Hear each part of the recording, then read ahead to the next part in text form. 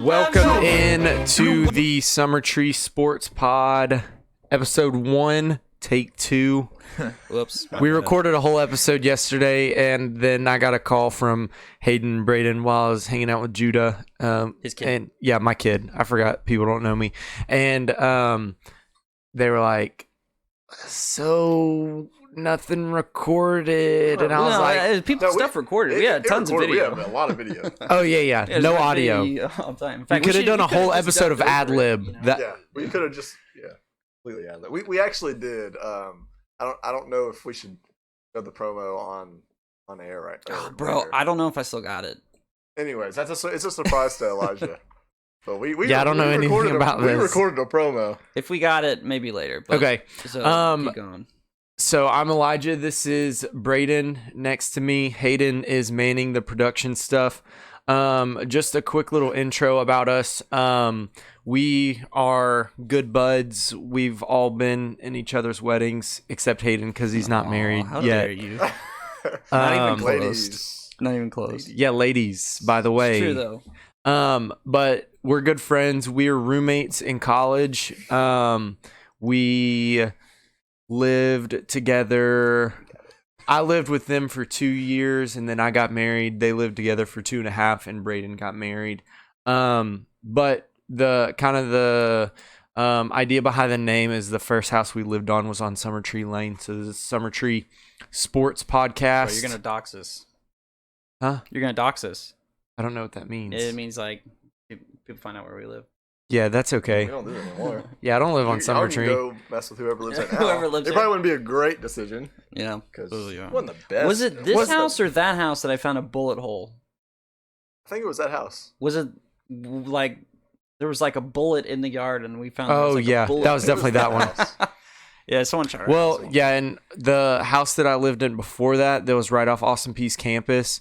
A couple mornings I would like walk out and go to class, and there would be like 9mm casings in the road, like not on, like the curb is rounded, and it would be like kind of where the water would flow, and I was like, Nice. oh man. So one time I found shotgun shells, and I was like, all right, gangsters went to shotguns. Now we're talking.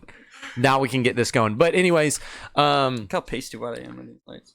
Anyways, to start off, we're going to kind of talk about, we're going to introduce ourselves, kind of talk about our sports allegiance, who we cheer for, because Braden and I went to school for sports broadcasting. I don't really know what Hayden went to school for. Media broadcasting. Yeah, we all have that background. And then some other things. And then I stopped. And haven't gone back. Anyways. Why should I? No, that's not important. Don't do it. But, so we're all familiar with like the broadcasting side of sports. My equipment. Yeah, we are in no shape, way, or form professionals. We are. Speak for yourself. Okay. We are okay. Never mind. Well, I think, in my opinion, I am merely a fan All talking 49 about of my subscribers sports. would beg to differ on YouTube. Is it that much now? Is it that much now? Braden roasting Hayden. Yes, it is that much now. Anyways, I'll go ahead and start. Oh, one other thing, I want us to share our fondest memory while we were living together. So I'll go first. I'm Elijah. I grew up just east of Nashville in Lebanon. Went to Mount Juliet High School. Me and Braden actually went to the same high school. Didn't know each other. Dated the same girl. No, we didn't date the same girl. At the same time. No, that's Caroline's not me. cousin's husband. We dated the same girl. Anyways, not relevant. But Braden and I went to the same high school, didn't know each other, and then got to Austin Peay and we met. Hayden and I met through Young Life here in Clarksville. But my fan allegiance, I'm a Titans fan. Grew up in Middle Tennessee. I watched some bad football at Nissan Stadium, formerly the Coliseum, formerly LP Field, formerly, what else was it? Was that it? Adelphia Stadium, or Adelphia Coliseum. Yeah. But watched some bad football, watched Vince Young throw a game-winning touchdown He was against so Cardinals. good at I was there too. That was cool. We were there. So That was cool. But I have had some heartbreaking defeats there. Some highs and lows, I'm also for a Texas A&M fan. My mom, her whole family went to A&M. So I'm an A&M fan. Basketball, I'm a Grizzlies fan. My brother kind of got me on them. He went to University of Memphis, so he kind of got me on the Grizz. That's pretty much it. I'm kind of a casual Cubs fan. I'm not a diehard, but That was more your intern. yeah, I worked. With the, Yeah, Smokies. Yeah, I worked for their AA team for a summer. But I think my fondest memory when we lived together was one spring break. It had snowed right before spring break, as is tradition in Clarksville. It seemed like, I think like 3 years in a row, it snowed right before spring break. This one was a big one, though. Yeah, and we might not have been actually snowed in, but like we kept saying like, oh, we're snowed in, we can't go anywhere. Was steep. Yeah, That driveway and was we really like wanted to stay in and eat frozen pizzas and stuff. But no joke, like it felt like a week straight. I remember Yeah, I know my it was now at least wife 4 days. and your now wife were both out of town. What about oh, Your significant other was out of town dang it at the time, but didn't work out. didn't work out. Oh, He's still single. But anyways, so they were all out of town. So we had like zero responsibilities. Yeah. And everything in Clarksville was absolutely closed. zero. So we all brought our TVs from our room into the living room and just played video games separately, but also in the same room. in the same room, but we're like playing big- different games at different points. Like, We had a big living room with 3 separate TVs in it. yeah. And we all had 3 PS4s in there, and we actually ended up playing the Division all together at one point. I was really bad at that game. That was a good time. I'm not good at first person shooter games, but Third person. whatever. Whatever. Okay, Braden, you're up. Yep, I'm Braden. I'm kind of almost the same as Elijah minus a few. Titans fan, always have been, always will be. Just kind of that affiliation of like, I guess, just growing up in Middle Tennessee, going to games. My parents were Titans fans. Dad was a big Titans fan. So yeah, I've been there, seen the same things. Big Tennessee Vols fan, unfortunately, sometimes. Oof. I love them to death. To death. And it's hard. No, literally till death.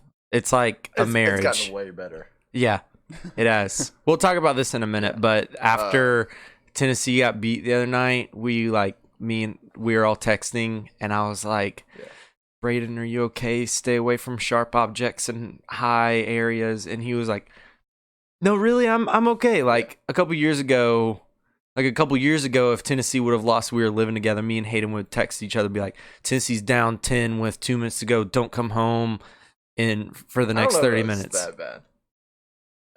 Hayden, it was that bad, wasn't it? Yeah, it was rough. Yeah. It was uncomfortable. Well, you to did say have least. you did have the time that me and you were working for CBS, and we were coming home from South Carolina. Was it South Carolina? No, it was Tennessee was playing South Carolina. Where were we coming home from? No, it was Tennessee was playing Vanderbilt, and we were coming home from Alabama. We were coming home from the Alabama-Auburn game, I think, in the Iron Bowl. Because I had to drive home because we were separate. We normally rode together. Because I'd gone down early, and so we were driving separate, you're right behind me. It was like, so preface this, me and Elijah would get to wherever we were going like Tuesday that week, the week before the game. Tuesday or Wednesday? Thursday. Are you sure? Yes. I don't know. Either way, it's like Sunday. It's like Tuesday. Saturday. It's Tuesday. like That Saturday. means you're busy Tuesday, Wednesday, Thursday, Friday, Saturday. That's what it felt like because we worked like 15 hours. Like Oh yeah, they were long days. We would get to the stadium at like 7 a.m. but and wouldn't leave anyways, till forever. I was probably driving home around midnight Saturday night, Sunday morning. Yeah, it was after the game had ended, and we were driving back. It was during because I think the South Carolina game was still going, and something happened. I was listening on the radio, and I don't know if it was like a Snapchat or like something that I saw. Oh, yeah. Video. I was driving, which was not smart, but Who cares? I was driving, and Butch Jones, Lyle. but anyways, there was a big like Butch Jones video, and it's been like kind of the joke of Yeah. years. Anyways, yeah, Tennessee fan. Was that your favorite memory? No. Oh, okay. Tennessee fan. My favorite memory of us was when we were in separate cars, both watching the games on our phones while we were driving. Hayden wasn't involved. Sorry. Tennessee fan, huge Braves fan. I'm a massive baseball fan. National Predators, and then I don't really follow basketball that much, but if I had to choose, it would be Memphis, just because it's a Tennessee thing. Fondest memory was gonna be the snowed in day. I think that was just super fun. It was like a snowed in week. But, yeah, snowed in week. But I don't know. There was so many fun times living together. It's kind of hard to pick a lot of the time. I mean, they just kind of run together. Our Super Bowl parties were always fun. Yeah. Super Bowl parties was always fun. My name's Hayden. This is my room, so obviously you can tell that I'm a huge Houston Texans fan.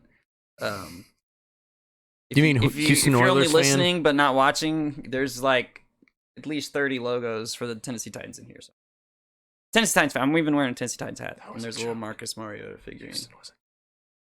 Houston was a joke if they didn't figure Yeah, it out. Houston was a joke. I hate them. Hope they die in a fire. Man. Is that okay?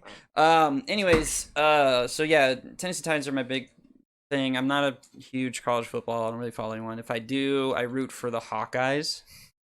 We'll get into that. We just found this out yesterday on the first take of this podcast. Because my family's from Iowa. And then I like the Predators. I work for them ish. I don't work for them. I work with them. I sell their merchandise. And they're always been fun to watch. And then if I root for a baseball team, it's the Cubs. I don't root for basketball teams. I guess I hope that the Grizzlies win. Someone's got to win, but they don't. If someone absolutely has to, I guess I'll choose a team in Tennessee. That hasn't really been. I mean, the way the parity, like from what I understand, works in the NBA, there is none. It's all about super teams. Yeah.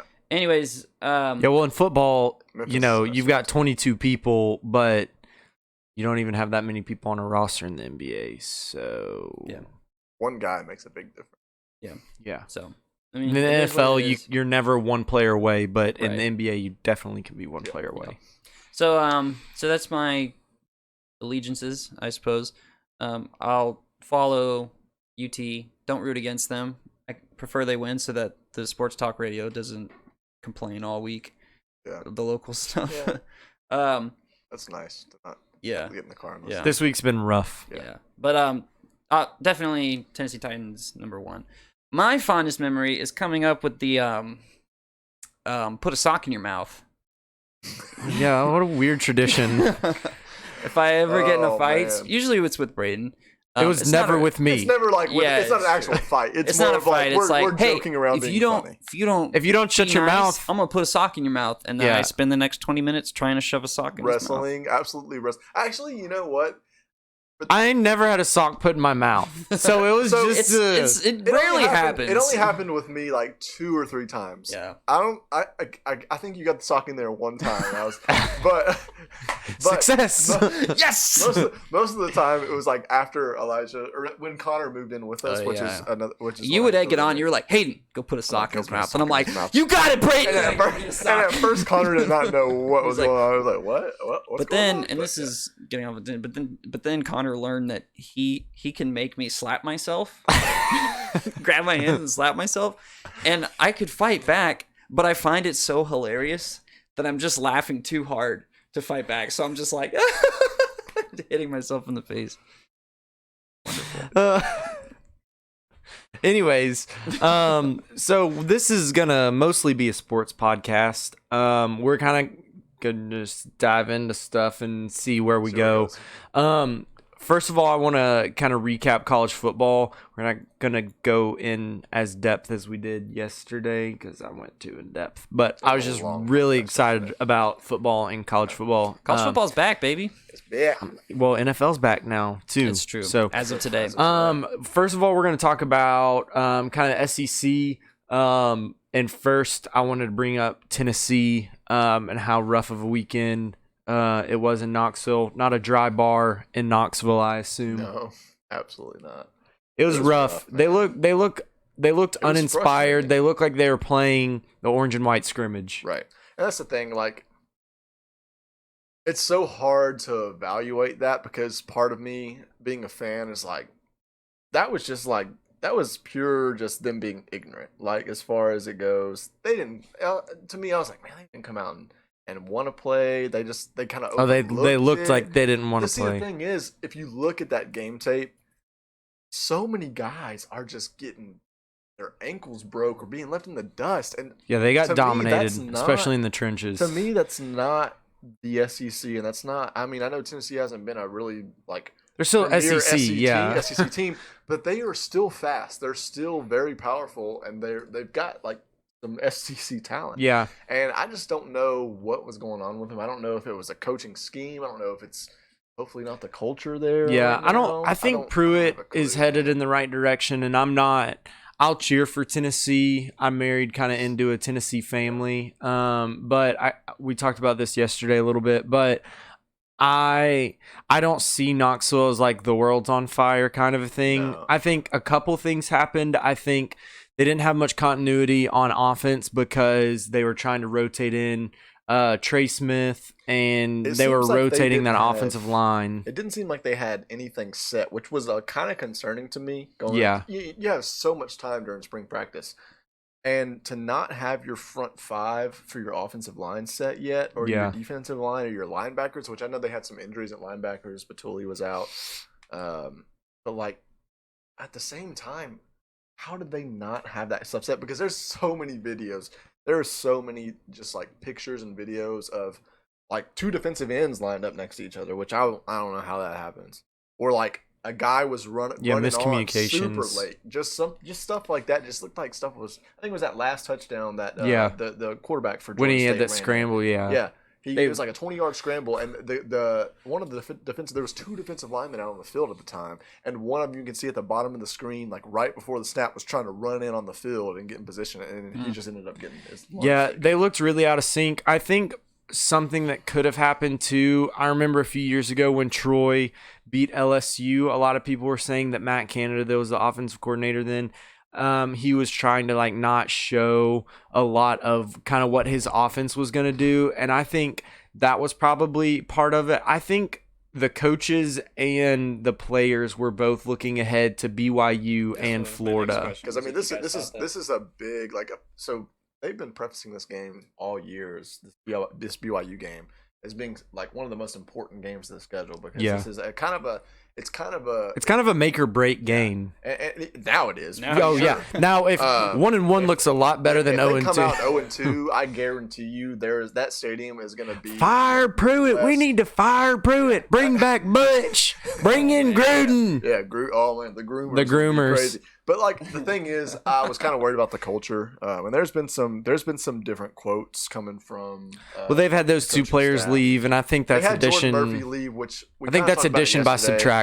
But yeah, so Jordan Murphy, kind of one of the wide receivers, he's a sophomore, or junior, I think, or redshirt sophomore. He tweeted out something. It was a video. It was supposed to be kind of a funny video, and it was talking about the original headline of the video was like. Georgia State walking into Tennessee's office to collect their check or whatever. Yeah. And then he subtweeted it and said, man. Like, I don't care. This is funny. I don't care. This is super funny. Being a Tennessee player, you just had the worst loss of possibly ever. Ever. And you're making this type of joke. And of course, Ball Twitter being the absolute savages. Oof. That they can be just roasted him, and I think yesterday he decided while we were doing the first part, this podcast, it didn't work. Him and Terrell Bailey both jetted off the team, so they're gone. So it might be addition by subtraction, but I think so too. And I think Jawan Jennings, a lot of what he said, it seemed like he was taking a lot of responsibility.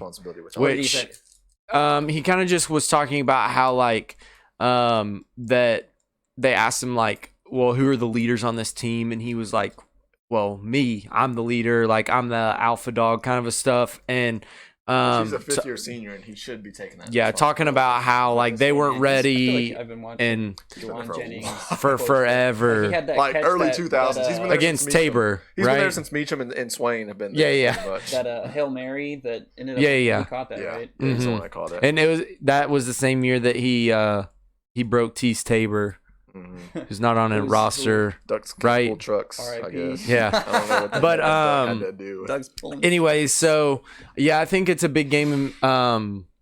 in Knoxville. I don't expect Neyland to be very full. I know even some of my in-laws, they had planned to go to the game and they canceled their hotel reservations and aren't going to the game anymore because it was like driving home from Georgia State, like back to Clarksville. That's like a 4.5 hour drive, or driving back from Knoxville to Clarksville after the Georgia State game. Like 4.5 hours is kind of a long time to think about that butt whooping you just took to a Sun Belt team. The thing that really gives me hope, at least for the rest of the year, at least this game coming Saturday, is a lot of players have actually come out and taken responsibility. Pruitt has come out and said, like, yeah, this at first everybody's reaction was like, he didn't even seem like he cared. He came out post game and was just kind of. He was like, yeah, we did some things well, and I was like, what? Like, what did you do well? Over the week, over the week that he's got on, I think people they've kind of realized the severity of the whole issue and like, crap, we got to get our stuff together. And I think a lot of the players and even some of the young players have kind of came out and said, like, we know this is a problem. We know we didn't come into this the right way, and we're going to fix that, and we're going to turn this around, hopefully. And I don't know. That gives me hope as a Tennessee fan. I just hope. But I have so many questions. Also, just like running backs, Chandler dropped a couple, fumbled the first time he touched the ball to set up a Georgia State touchdown right out of the gate. Well, and then Tennessee responded, comes back with a touchdown, another touchdown. They're up 14-7. It's like, okay, this game's going in the right direction. Put the fumble behind you. At that point, I was like, Georgia was like, starting to be like 28-7 going into halftime, and then Georgia State come right back, and I was like. At halftime, my cousin texted me, and he was like, what about Tennessee? I was like, no, not that concerned yet. And then, like, third quarter, I was like. You texted me when it was 21-20 okay. Georgia State, and you said, hey, are you getting nervous? And I said, no. Like, because I was like. It was funny because it was like 5 minutes later, it's like, okay, yeah. No. Okay, yeah. Now I am. A couple other SEC headlines. Memphis beats Ole Miss for 3 out of 4 in that series. Ole Miss still dominates the series record, but as of late, Memphis has kind of handled the Rebels. Georgia takes over Nashville. If you saw the pictures from that, Georgia absolutely took over. The get-in price for that game was expensive. $200 or $191 or something like that. Georgia fans. Really, which I mean, they're everywhere. I mean, SEC fans are everywhere, and they get into a place like Vanderbilt. I don't know what's so appealing about. Well, Vanderbilt's in Nashville, and Nashville is a destination city. Yeah. Even a couple years ago, when A&M and Vandy played, that's Vandy. That's all that red. Oh my! Oh man! And that one corner right there, that is the Vanderbilt student section. I mean, even Nashville's just a destination spot. When people see Vanderbilt on the stadium or on their schedule, they're like, "Oh, well, we could go see our team beat Vanderbilt, and also, go see Nashville." But really, the problem is with that is Vanderbilt needs to invest in Vanderbilt. You get what I'm saying? They need a new. I mean, James Franklin started to do it, which stinks because they got the indoor practice facility, they got a turf field. He really started to do a couple of things, and then he bolted. Yeah. And that's the thing is I forgot who I guess I don't know, I can't keep up with that athletic directors, it seems like, but for a while, what was it, last year when the athletic director got asked a question about the facilities or what they were going to do as far as investing, and it was at a banquet, and he went down the back stairs to try to get away from the reporters. Which was a really bad look. And I just feel like they're not that invested into that football program, and that's the problem. They're not invested into really athletics as a whole. Yeah. At Memorial Gym. What was it last year? They even they proposed some odd millions of dollars to try to put into the athletic program. And they actually declined it to use it for some medical building, which is understandable. I get it. Vanderbilt's a little bit more known for University of Vanderbilt Medical Center. But at the same time, it's like that's your problem. That's why James Franklin left, because part of it. Because he's from Pennsylvania. But a coach like that got him to 9 wins twice, I believe. 2 years in a row, and you're still at an SEC school of all places. You're still going to leave and act as Vanderbilt as a stepping stone to go to Penn State. And now I feel bad for Derek Mason because he's got some guys. He's made that team somewhat competitive. And they've got some pieces that left for this year. I don't know exactly what they're going to look like this year. It was really hard to tell. Yeah, it's hard to tell when. Game. Yeah, What it's was hard. their first game? Georgia. So that was number 3. Georgia's Oh, number so 3. So they lost. Yeah. So it was a 30-something-6 game, 30-6, I believe. And they just didn't look good. But that the defense has always been. Well, great. I don't knock Vanderbilt for getting beat by Georgia. Right. I'm like, okay, Right. you know, Which they have only probably Purdue, they have Purdue coming up. Yeah. So it's like I feel like that's going to be a little bit better test. It's kind of a little bit more on their level. They could be a good team. I don't know. I don't know how these new quarterbacks are going to be. I don't know. You know, they lost a few key guys. yeah. We'll Well, see. in other SEC Bama roles, they beat Duke handily in Georgia in Atlanta for the Chick-fil-A kickoff game.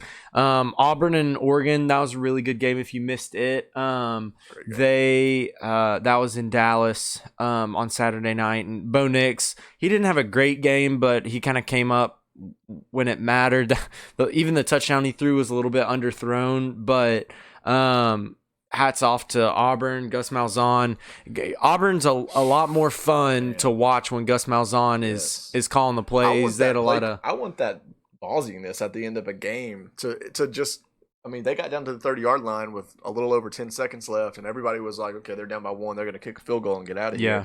And they lined right back up and just took a shot for the end zone. And that was really risky, especially for a ranked team, 2 ranked teams at the very beginning of the year. That's going to really either vault or really kind of diminish the rest of the year. And the way he took like the chance like that, I think that was, man, I would love to have that kind of coach. Yeah, Missouri loses in Wyoming. Some people think Wyoming could be a kind of a sleeper team, not in the college football playoff necessarily, but that, you know, non-Power 5, the non-Power 5 team to do really well. Big 12, they went 12-0 in the opening weekend. 7 of those were against FCS opponents, so I don't put a ton of stock into it. But 3 of the games that were against FCS opponents, each of the games they won by 7. Iowa State beats Northern Iowa by 7. Kansas beats Indiana State by 7. Les Miles' debut, and West Virginia beat James Madison, who's a really good FCS team, but FCS nonetheless. All beat them by 7. Jalen Hurts, he had a really good weekend, combined for 6 touchdowns. My God. Yeah. The only other player to throw for 300 yards and 3 touchdowns and 150 yards and 3 touchdowns in the rushing in the same game was Johnny Manziel. I know kind of your stance on Jalen Hurts. What do you think about him as a quarterback now? I think that it's his system for sure now. It's not like I think it's maybe. Yeah, I think that was a big product of Lincoln Riley's offense, and obviously Baker Mayfield, Kyler Murray, both really good quarterbacks, but I mean, good for Lincoln Riley, but he's gonna put Jalen Hurts in the best possible situation to succeed, which is what you should do in college. But it's hard to evaluate a quarterback in the system. You know what I mean? I don't know if honestly, I don't think I have really ever doubted Jalen Hurts as a I thought he was going to move to tight end. Really? Yep. I thought he was going to move to tight end. See, I don't. Even when he was at Bama, I mean, he got it done. I mean, obviously, they were very successful under him. He's 26-2. Not good enough, I guess. Big Ten, Justin Fields and OSU rollover Kiffin, Ryan Day's debut at Ohio State. They bring in Cincinnati this weekend, which I think is going to be actually a pretty good ball game. The Cincinnati coach, Fickell, he came from Ohio State, was the interim coach a couple years ago. A lot of people don't realize Cincinnati went 11-2 last year. Cincinnati beat UCLA this past weekend. I think Chip Kelly's on the hot seat at UCLA. How's his time been there? I mean, terrible. You said he's on the hot seat. Well, Jim Moore kind of left him high and dry talent-wise, but as I was listening to the radio on the way in, and a lot of people don't understand what he's doing offensively, and not in the way that people typically say that about Chip Kelly. Because when you usually say that, we can't figure out Chip Kelly. Wow, this is awesome. But now it's like, oh yeah, we have no clue what he's doing. So that other shoe to drop. I mean, obviously, LA is a talent-rich area. How many stops has he made? Because I feel like I still picture him at only 3. Oregon. He was at Oregon, Philadelphia, Philly. the 49ers. The 49ers, so 4. Yeah. I just and feel then like UCLA. What happened? He wasn't a very good coach. Yeah. And he wanted personnel decisions in the NFL, and he was terrible at it. Yeah, he was. I think he could have done well in Philadelphia. I think if he wasn't the GM, well, yeah. We traded LaShawn McCoy and Kiko Alonso straight up, and everybody was like, okay. And also, when he was at Philadelphia, they said that they were going to give up a ton of draft picks so he could go and draft Mariota because he recruited him and everything. But do you think the jump to the NFL really hurt him as a coach as far as how that went? Because a lot of coaches just. He had some success. Saban would have, though. Saban kind of was in a bad situation. Saban actually, what a lot of people don't understand is what was going on at the same time. The Chargers were letting Drew Brees walk. Drew Brees was going to go sign somewhere, but he was coming off a bad shoulder injury. Yeah. The Chargers were going to draft Phillip Rivers. Well, they were going to draft Eli Manning, and Eli Manning was like, no thanks. But Nick Saban wanted to sign Drew Brees. Yeah. And they end up Culpepper? Yeah. They got Dante Culpepper, and Dante Culpepper was just a wash. He's not Drew Brees. And no. At the time, he definitely. And so then Alabama comes calling, and Nick Saban was like, I'm not taking the Alabama job, and then he did. But anyways, college football's never been the same since. Yeah, for real.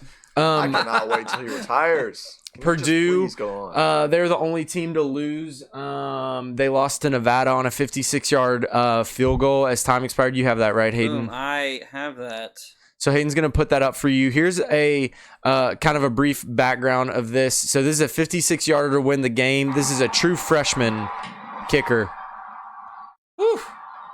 And he look at that makes it from 56. The holder knew it as soon as he kicked it. Holder knew. Well done. He threw his helmet off. After the game, the coach at Nevada, I wish I knew who he was. He had that from 60 easy. But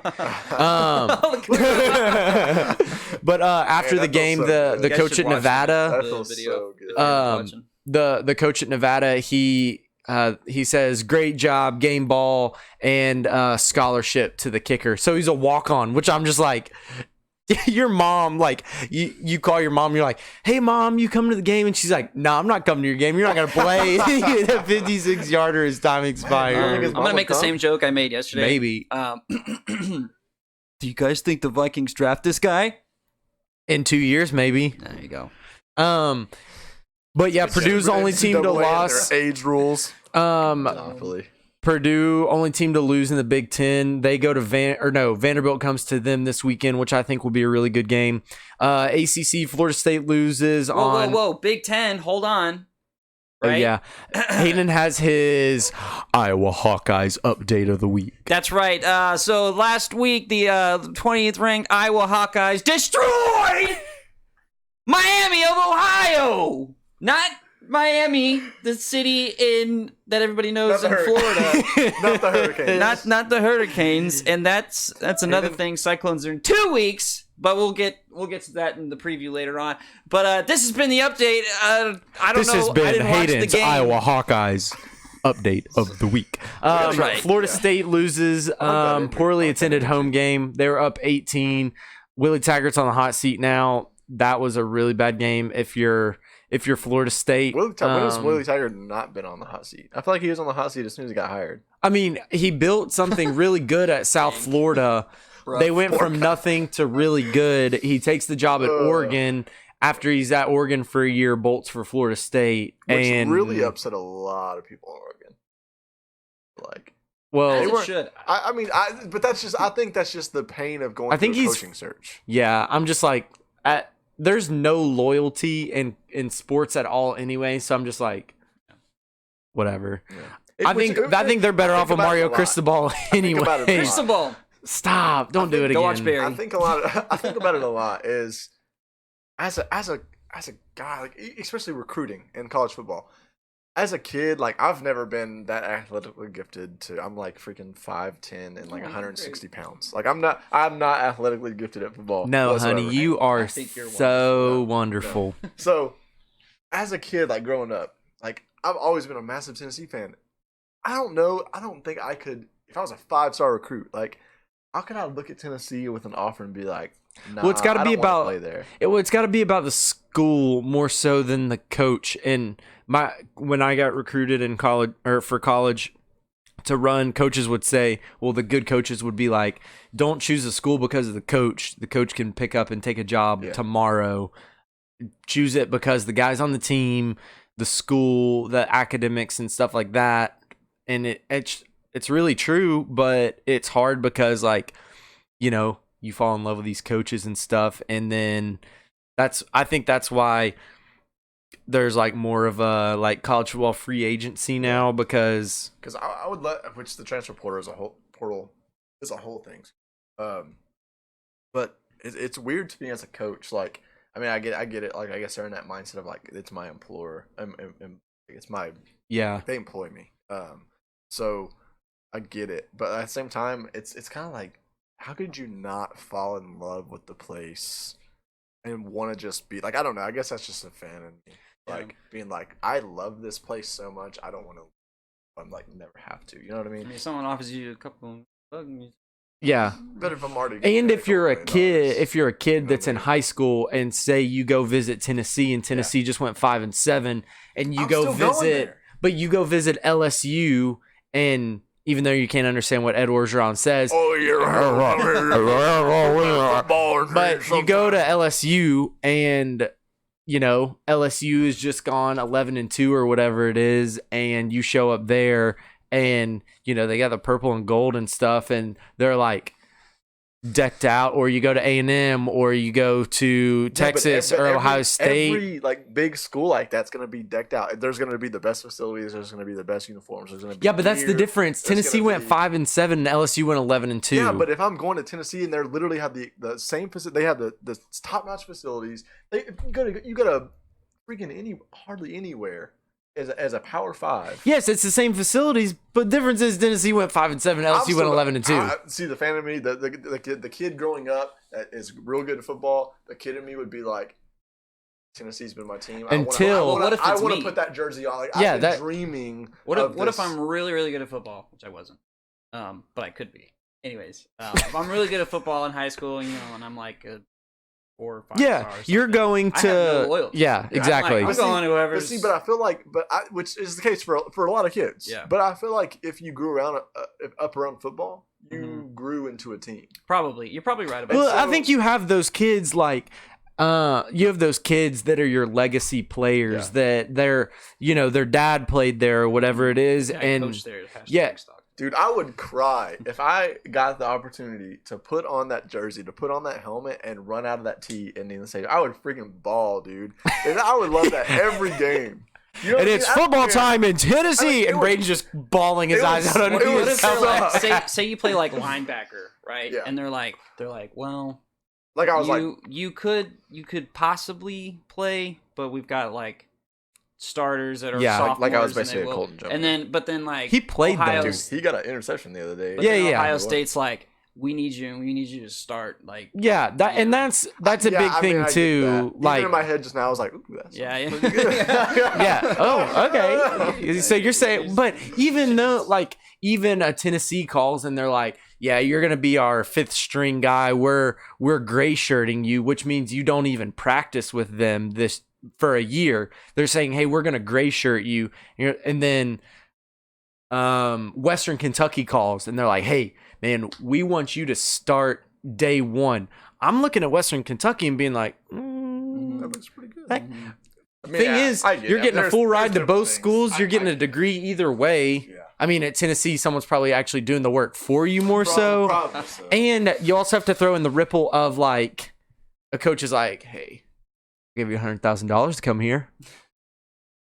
Okay. That doesn't happen. Just being gifted. Oh, yeah, that doesn't happen. That doesn't happen okay. at all. No, for a fact it happens. Anyways, the last thing I want to say about college football, it didn't happen to me. There's not that much money in cross country. Dude, I don't know. Sure? Last thing I want to say about college football, USC beat Fresno State, but their quarterback JT Daniels, highly touted recruit, down with an ACL injury. He is out for the rest of the year. What a position to lose right out of the gate like that. Oh yeah, that sucks. But anyways, my theory, Clay Helton will get fired at some point, either in this season or after this season, and I think Urban Meyer is going to LA. and I think he's going to USC. You heard it here first, and man. I think he's taking Tate Martell with him. Whew. I don't know who that is, but I don't. Braden knows who Tate Martell is. I don't. It's like he's like a mythical kind of quarterback creature. I don't doubt like he's a anything. whisperer. So here's what happened with Tate Martell. Yeah, Here's what happened with Tate Martell. I need to know. He was like one of those kids that got recruited out of 8th grade. Okay. He commits to Washington when he's in like 8th grade. Oh, this is a person. Yeah. Not like another. This is another. No, this is a player. This is a player. This is a dude. So he commits to Washington out of Jake Locker, Washington. Yes, same one. The best. Huskies. So he commits to them, and then his junior year Kentucky, decommits to them, commits to A&M. And this is kind of where I start following him, and I'm like, oh, cool, A&M got a cool player, good, he's good. Like, he never lost a game in high school in Las Vegas. He was really good. So he commits to A&M. He starts this big thing, starts helping recruit dudes, and then he decommits from A&M. And everybody's like, okay, whatever, that kind of stinks, like, what a bummer. Yeah. But then the guy that was A&M's quarterback 2 years ago, he's at Arkansas now.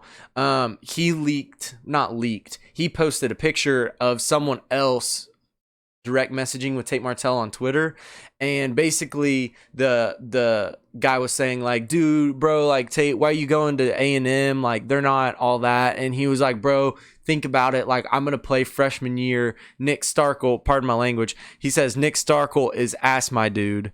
And so then now he becomes like a meme. So then Tate Martell goes to Ohio State. Nick Starkel's at A&M. Nick Starkel starts his redshirt freshman year. He sat behind Trevor Knight, but he starts his redshirt freshman year, plays pretty well, like throwing the ball around the yard, everything.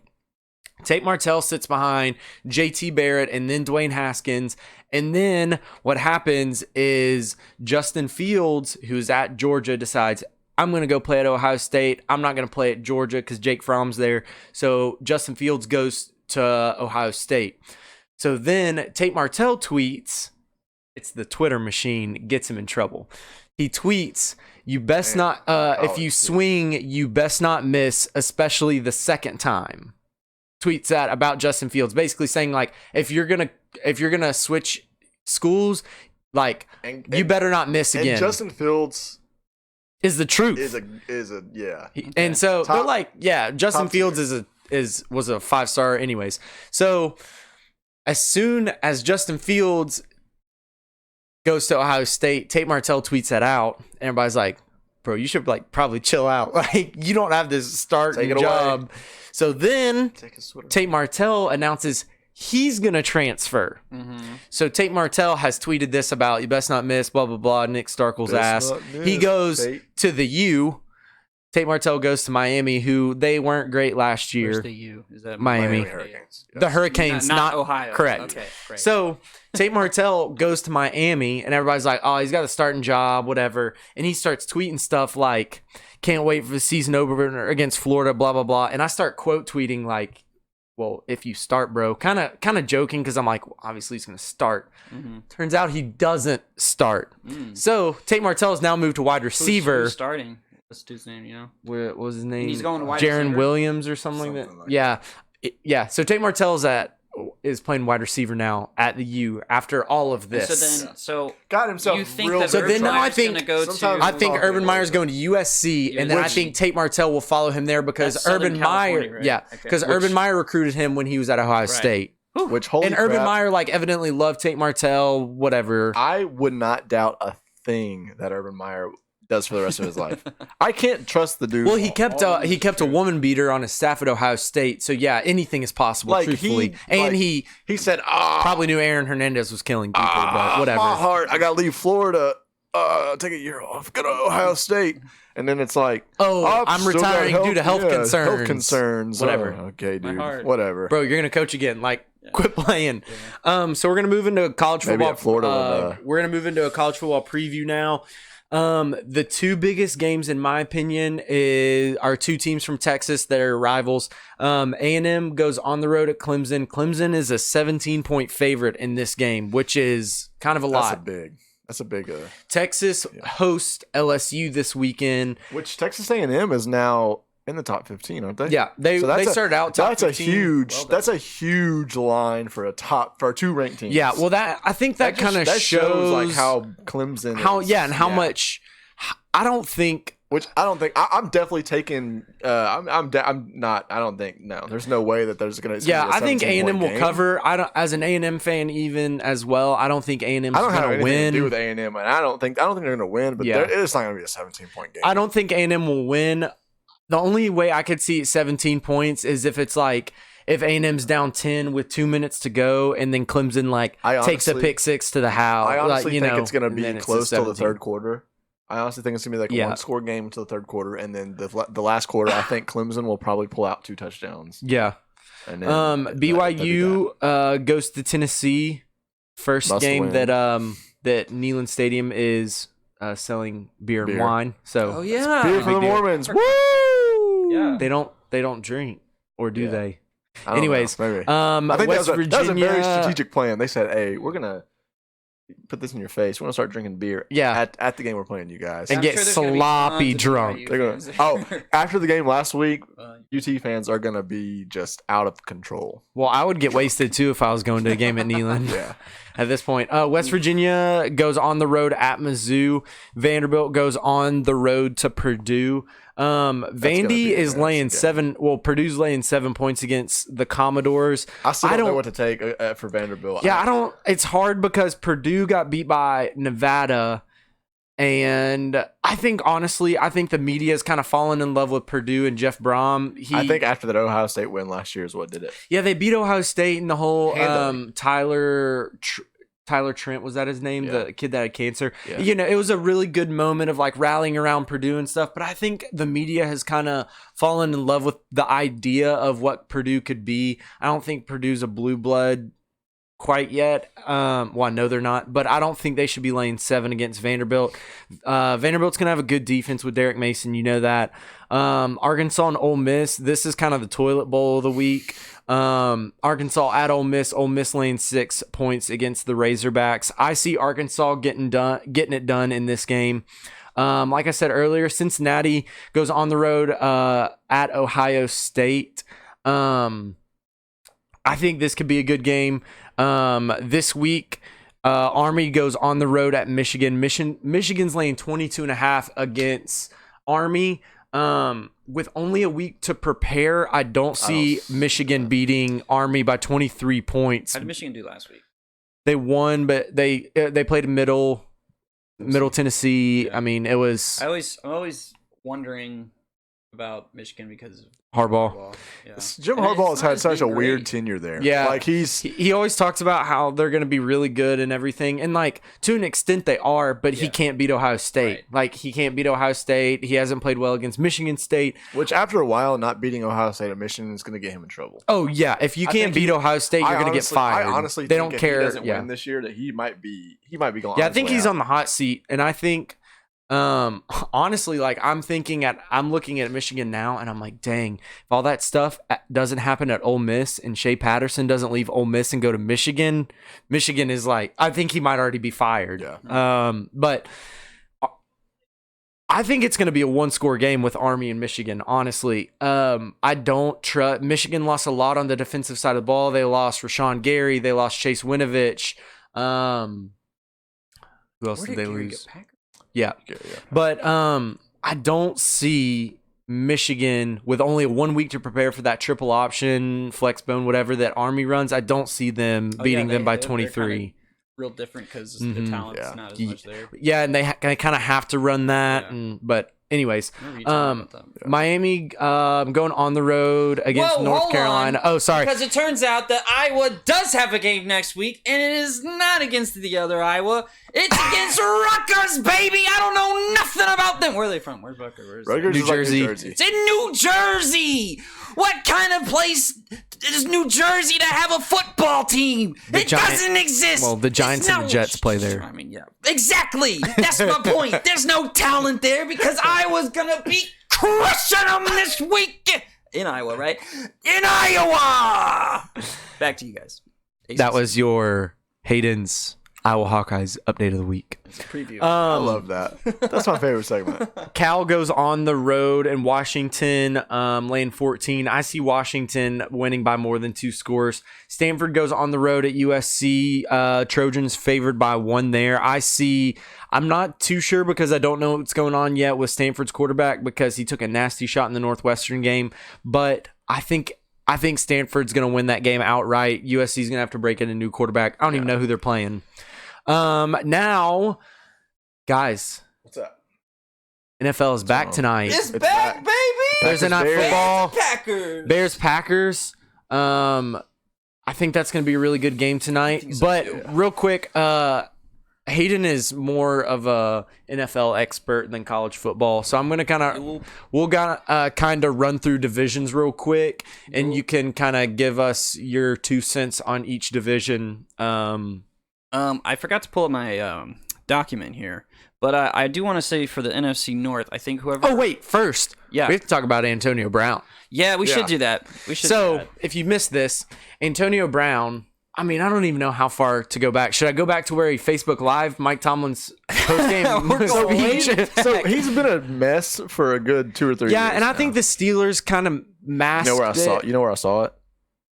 You know where I saw him starting to be a mess? after the perfect hit. When he yeah, when that's he a good dyed that dang mustache blonde. Well, No. yeah.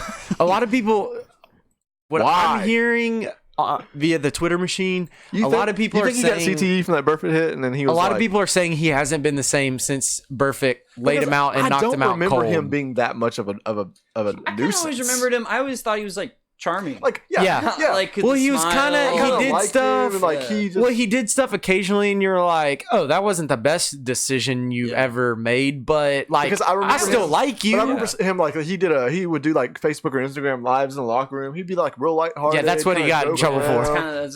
Well, and he would do the twerking in the end zone. I Yeah, thought it was I really remember fun. But I then thought it was.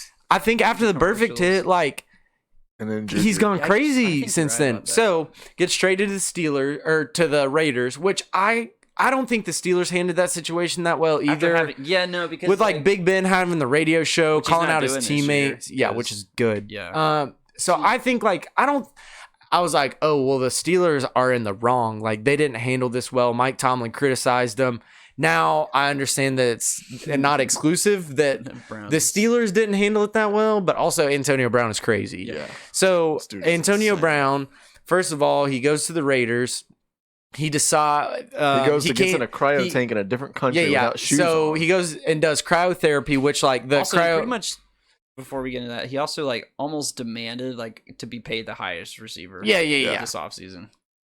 So he gets in a cryogenic therapy thing that is like crazy cold. Goes in and doesn't wear shoes, which I guess you're supposed to. Pull up. But Oh, you God. no, don't show the feet. Don't show the feet. All right, I won't show it. I'm still gonna look. But he goes in, gets frostbite on his feet. Well, first of all, what he was doing was he was training in sand, like at a beach, And and he he got burned his blisters on his feet. And then, it's so gross. that's so Don't show it, nasty. please. Look it Don't up, show guys. It's it. great. So he, That's so gross. He's smiling. ugh. So he gets blisters on his feet, and his reaction is like, "Oh, here's what I'll do. I'll get in a cryogenic tank And then- that's like 30 below zero." He gets frostbite on his feet. That's really not how then he's out. burns work. No. You can't just make it real cold and they'll go away. Well, I got blisters on my feet. I'm just gonna make it real cold. Reverse psychology on my feet. So then all of a sudden the NFL isn't gonna let him wear his helmet that he prefers. Which now is a ploy. There's no- Honestly, I believe 100% that was to get a sponsorship. I think it was because he just didn't want to go to training camp. I think it was. I think Yeah. it was a ploy to get a sponsorship from a helmet company because now he's got a sponsorship and he's getting paid to wear a helmet.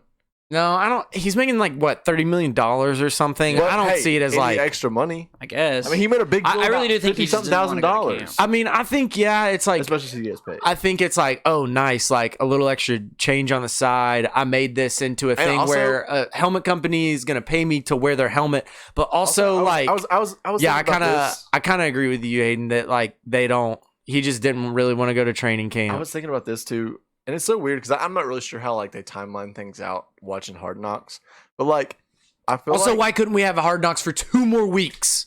I mean, come on, this is the best thing of all Yeah. time. But maybe so I feel like during the episodes, he would just randomly like pull up. I don't know if that's how they just made it seem, but he would like pull up in the middle of them practicing and just come out and be like, "Hey, I'm who here." knows, dude. We like, showed up in a you know hot what air I mean? balloon, which some people it rubs them the wrong way. I thought it was really Jalen cool. Ramsey showed up in a Fine, money yeah. truck. Yeah. Well, and he's It's becoming a thing now where people Yeah. try and to show Antonio up. Which Brown, I like love he shows Logan up Ryan. and He showed up with some puppies and was like, "Hey, adopt these puppies." And I was like, "Hey." somebody my was guy. like, Titans confirmed 16-0 after he did that. But Yeah. Antonio Brown's always done that. A couple years ago, he showed up in a Rolls Royce with a driver. Like, it's not. Yeah. That's Antonio Brown. But anyway, what I was saying is like, well, you like our unbelievable sports story. I don't know if we're gonna do this at the end. yeah, we can go. Yeah, we can hit that later. Yeah, Yeah. All right, I'll save it. Okay. Anyways, but so now Antonio Brown gets fined because he doesn't show up for work, which would happen in any pretty other normal. profession. Yeah. Get you, fined. or you would paid get for the fired. days you wouldn't. Yeah. You get doctor pay. So You he probably get gets fired, fined, and then he puts on his Instagram story,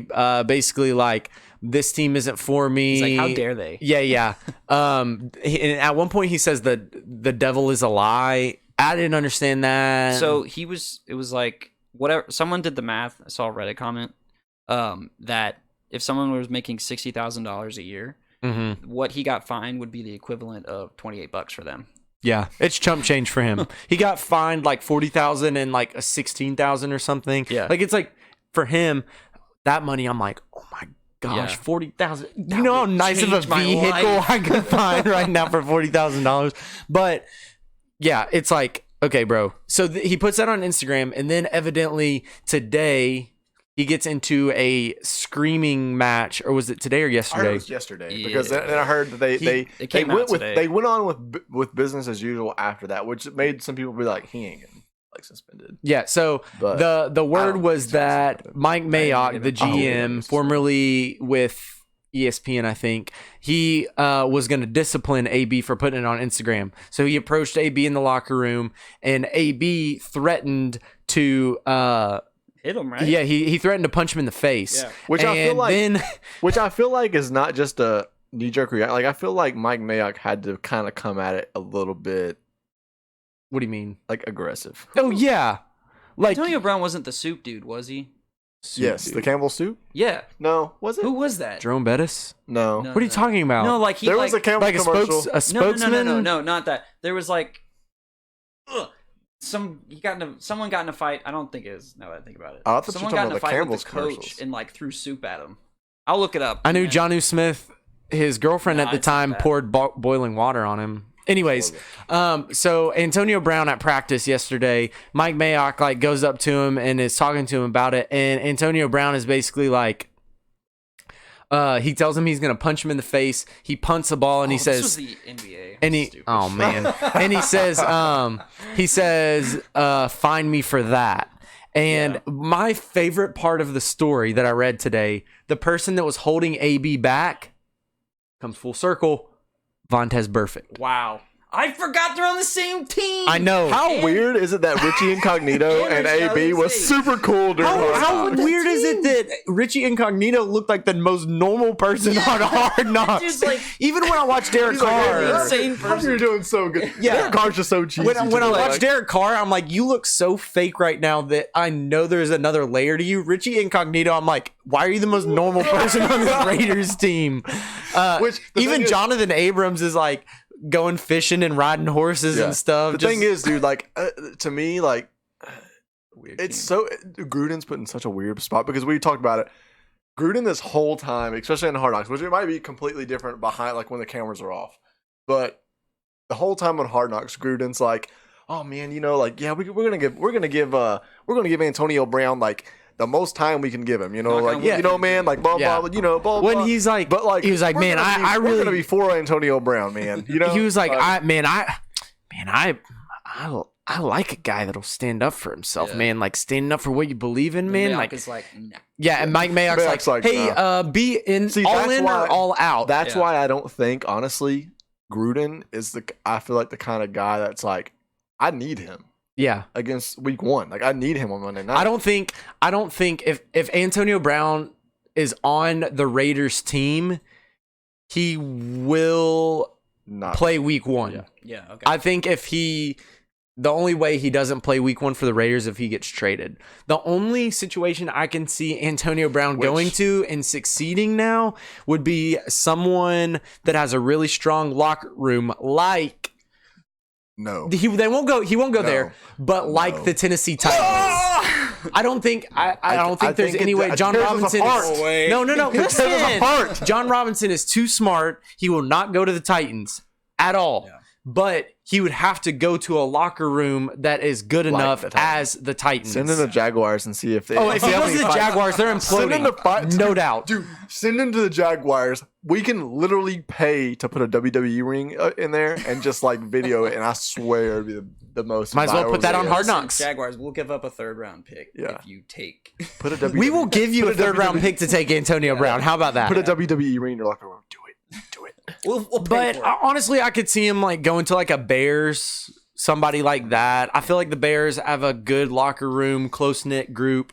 But could you imagine? I saw something today that they're trying to void his $30 million signing bonus because he missed work, which Taylor Lewan only had to give up part of his signing bonus and he got suspended for PEDs. So like accidentally. Yeah, it was still his fault. It's not like he consciously. Well, yeah, I understand. He didn't consciously take him, but it was still his fault. I still think it's bull that Tyreek Hill. Tyreek Hill doesn't have an beat his allegedly. Well, yeah. I mean, he also threw his girlfriend down in college. That's why he got kicked out of Oklahoma State. That's proven. I get. Yeah, that happened. Why do I feel like they use Taylor Lewan as a complete example? Like that's an easily Golden Tate, a one gamer. Well, I feel even worse for you took an accident. Like you took a workout supplement that was supposed. It's like you thought that it was going to help you. Yeah, but if he takes it to the Titans facility, the Titans can test it and be like, yes, this is good. But for the most part, like Taylor even said, like the only reason he really takes that stuff, he ain't trying to get CTE. Yeah, and then most of that's for brain health. Well, he said he started taking a bunch of supplements too after the when he got knocked out. You just gotta run him by. But your team. Honestly, I feel way worse for Golden Tate because Golden Tate was taking something for fertility. Yeah, but no, he was not because he's got like 30 kids. There's no way the dude's taking. What if the well ran dry? Why would you want more? Dude. Why not? I don't know. I want a bunch of kids. He said he don't even. I don't know. I don't buy that story. I don't buy it at all. Yeah, let me look how many kids Golden Tate's got. Are you sure you're not thinking of like Phillip Rivers? How many does Phillip Rivers have? 7 or 8 or something like that. Up there. He can almost feel. Does he have a farm? Offense. Okay. He's a farm. Oh yeah, he's a rancher for sure. Where's the bolo tie? So now we're gonna kind of go through the NFL. Golden Tate's from Nashville too. Yeah, fun fact. JP2. Remember, I really wanted to. Mookie Betts from JP2. There's a lot of. No, Mookie Betts went to Overton. Oh yeah, that's right. Silly goose. Why did I think he went to JP2? You're looking at his season statistics, not his kids' statistics. Keep going. If you go down all the way, it'll show personal life. Okay, anyways, so now we're going to go through our NFL preview. We're going to kind of preview real quick each division of who Hayden thinks will win each division, and then we'll kind of go through the games each week and talk about who we like and dislike, stuff like that. So without further ado, looks like we're going to start in the AFC North. What do you got, Hayden? North, I might surprisingly have the Steelers winning that division. The ones that compete the most, I think, were the Ravens, but I'm not a big believer in Lamar Jackson and his inability to throw. I think defenses will key in on Lamar and his run game and shut him down for the most part. And the Browns, I said this, talent-wise, the Browns, if they were literally any other team besides Cleveland, I would have them winning most divisions. But they're Cleveland. Ohio. So they're the Browns. The Browns have to prove to me that they can win games before I start believing in them. Yeah, and I was texting someone and they were saying like, "Oh yeah, the Browns look really good," and I'm like, "Well, yeah, but like Baker Mayfield went 1-5 against playoff teams last year, right. So like yeah, on paper they look really good this year." Mm-hmm. But he went 1-5 against playoff teams last year, and like they've got tons of talent on offense. Baker's we'll see. But he has played well. My biggest concern about just week 1 for the Titans is that left guard or the left tackle. Left tackle. Yeah, is it with Dennis Kelly? Yeah, he got put on his butt a lot in the preseason. Yeah, we'll see. Maybe we'll get a lot of. You're gonna have a lot of Delaney Walker and Michael Pruitt over there chipping. Yeah, and I think lots of screens and try and get Derrick Henry with 25 touches. Let's hope. Man, I hope Derrick Henry. I hope December Derrick Henry shows up right out of the gate this year. Yeah.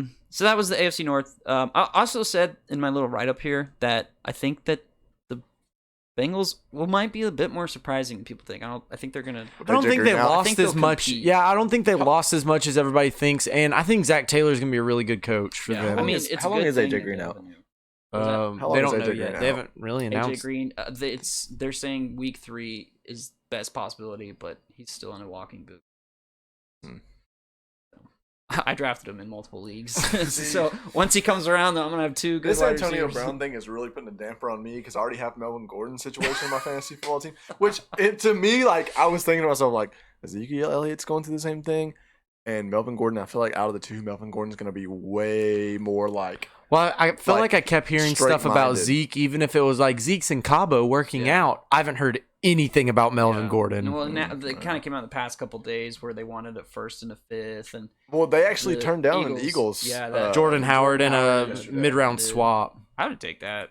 Jordan Howard's not a bad running back at all. I don't think so. I think. Why does everyone hate Jordan Howard? I don't know. He had a good year. I think so too. I think he's good, and I don't know. It's weird. Maybe he just looks weird to people. But now they're going to be in that running back by committee, so it's you know how you like look at some people and you're just like, I don't even know them. I don't even know what they can do, but I don't like them. I feel like that might be like a whole thing. Everyone's just like man, they just look at him and they're just that's kind of what the NFL has always done. And Bill Belichick is over here like Julian Edelman and Gronk and all these people Deion like Lewis just balling out. First in, last out. High IQ. Oh God. Non-stop and motor. White people up. Anyway, so in the AFC South, which is our division, as in the Titans. The Titans, that's right. So before the Luck retirement, you could almost pencil in, not entirely, but I would have pinned them in. Yeah, I would have sharpied them in. The Colts winning that division, but now I have them in last. I don't believe in Jacoby Brissett. I don't think he'll be bad, but I don't believe he'll win them games. They still have. I think I saw it today. I think they still have the most cap of any team. Good grief. This year. Which they're gonna have. Eventually, they're gonna have to start paying Darius Leonard, they Malik signed Hooker. a ton of people last year. Or this Not really. Season, they signed Devin Funchess, which I don't think that makes them I any feel like better. they just made some moves. I don't know. I mean, maybe I think they were improving from what they built last year, which was a division champion, right? Yeah, division championship. Wait, no. Yeah, division. So it's wild card division conference. Yeah. I couldn't remember if them or the Texans won the division. It was the Texans won the division. Colts beat the Texans in the wild card. And then they got so by default the Colts won the division. Right. Exactly. Yeah. So yeah, I mean they built on a lot, and I don't think they lost any key players. And but except for one key player, they lost the key player. The key player. Yeah. And so then after that, it's kind of a toss up. Yeah, I think that the Titans and the Texans have the edge over the Jags because the Jags are somewhat dysfunctional. I really think the suck up injury yesterday, the news of that came out. I honestly think that was a big wrench. Ryan Succop's a big part of that. But I Titans think offense. Cairo Santos is good. I've always, I don't know if you guys are ever. I'm not. Apparently he hit a pretty good field goal with Jarrell Casey bearing down on him today. And he nailed it. I don't buy into the Ryan Succop injury is gonna doom us. I mean, I get that he's won games, but like a lot of other kickers make that kick too. Yeah. You know what I mean? Like maybe not the one in Kansas City. It's I don't know. The Bears and the Vikings have had a really hard trouble. It's true. That's lost them you some hold key your games. kicker at night because, Also, it's a lot to say about the Titans organization that evidently Cody Parkey and Cairo Santos went and worked out for the team, and no one had any clue about it. No one. Yeah, dude. Yeah, it was so. I was like, what? Which like they were probably watching Succop one day and were like, oh gosh, he doesn't have it right now. We probably need to put him on IR or whatever it is. And they're like, well, we need to bring some dudes in to work him out because I was thinking about it. You probably don't just like signed Cairo Santos without seeing him kick. Yeah. And I started thinking about that, and then Schefter tweeted that him and Cody Parkey worked out for him, and I was like, okay, no one even knew about that. So And I was when I saw he went on IR, I was like, dang, now we gotta go find a kicker. And I'm like, and they already signed Cairo Santos, and I'm like, oh, okay. Okay. They knew it all along. I'm a believer in Cairo Santos. I've always been like, why the freak is this dude not signed with the team ever since he left KC after an injury? Yeah. But injuries can mess up with your kicking it's messed up form. Suck Up. Yeah. Like Suck Up said, Right. his leg doesn't have the pop in it right now. But Right. with this division, I think, I don't know, like looking back last year, seeing the games that the Titans won, I wish the Titans could have beaten Andrew Luck this year. Obviously, that's not gonna happen. But like the Texans, you look back last year, they beat the Texans. Starting And Gabbert. yeah, and Yeah. and Mike Vrabel just like outcoached Right. Bill O'Brien. For So sure. I'm at this point, I'm like, okay, yeah, the Texans got better by adding Laramie Tunsil, Kenny Stills.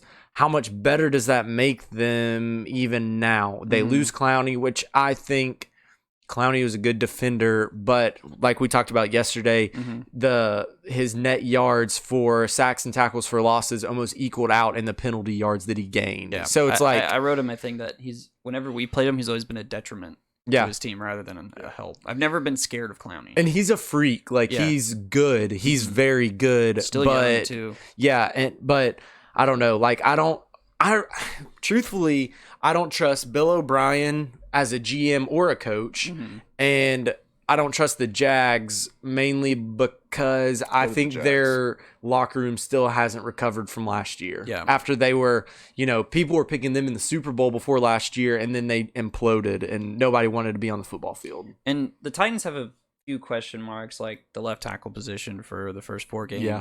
Can Marcus stay healthy and can he be consistent? And will the receivers step up? Those are kind of the big ones. Yeah. And then kind of pass rush. I think we'll be okay, but it's still a bit of a question. Other than that, like Vrabel, I think he's a phenomenal coach. Yeah, when we talked after they beat the Jags last year, and Vrabel like runs off the field, he does the like drive-by handshake with Marone.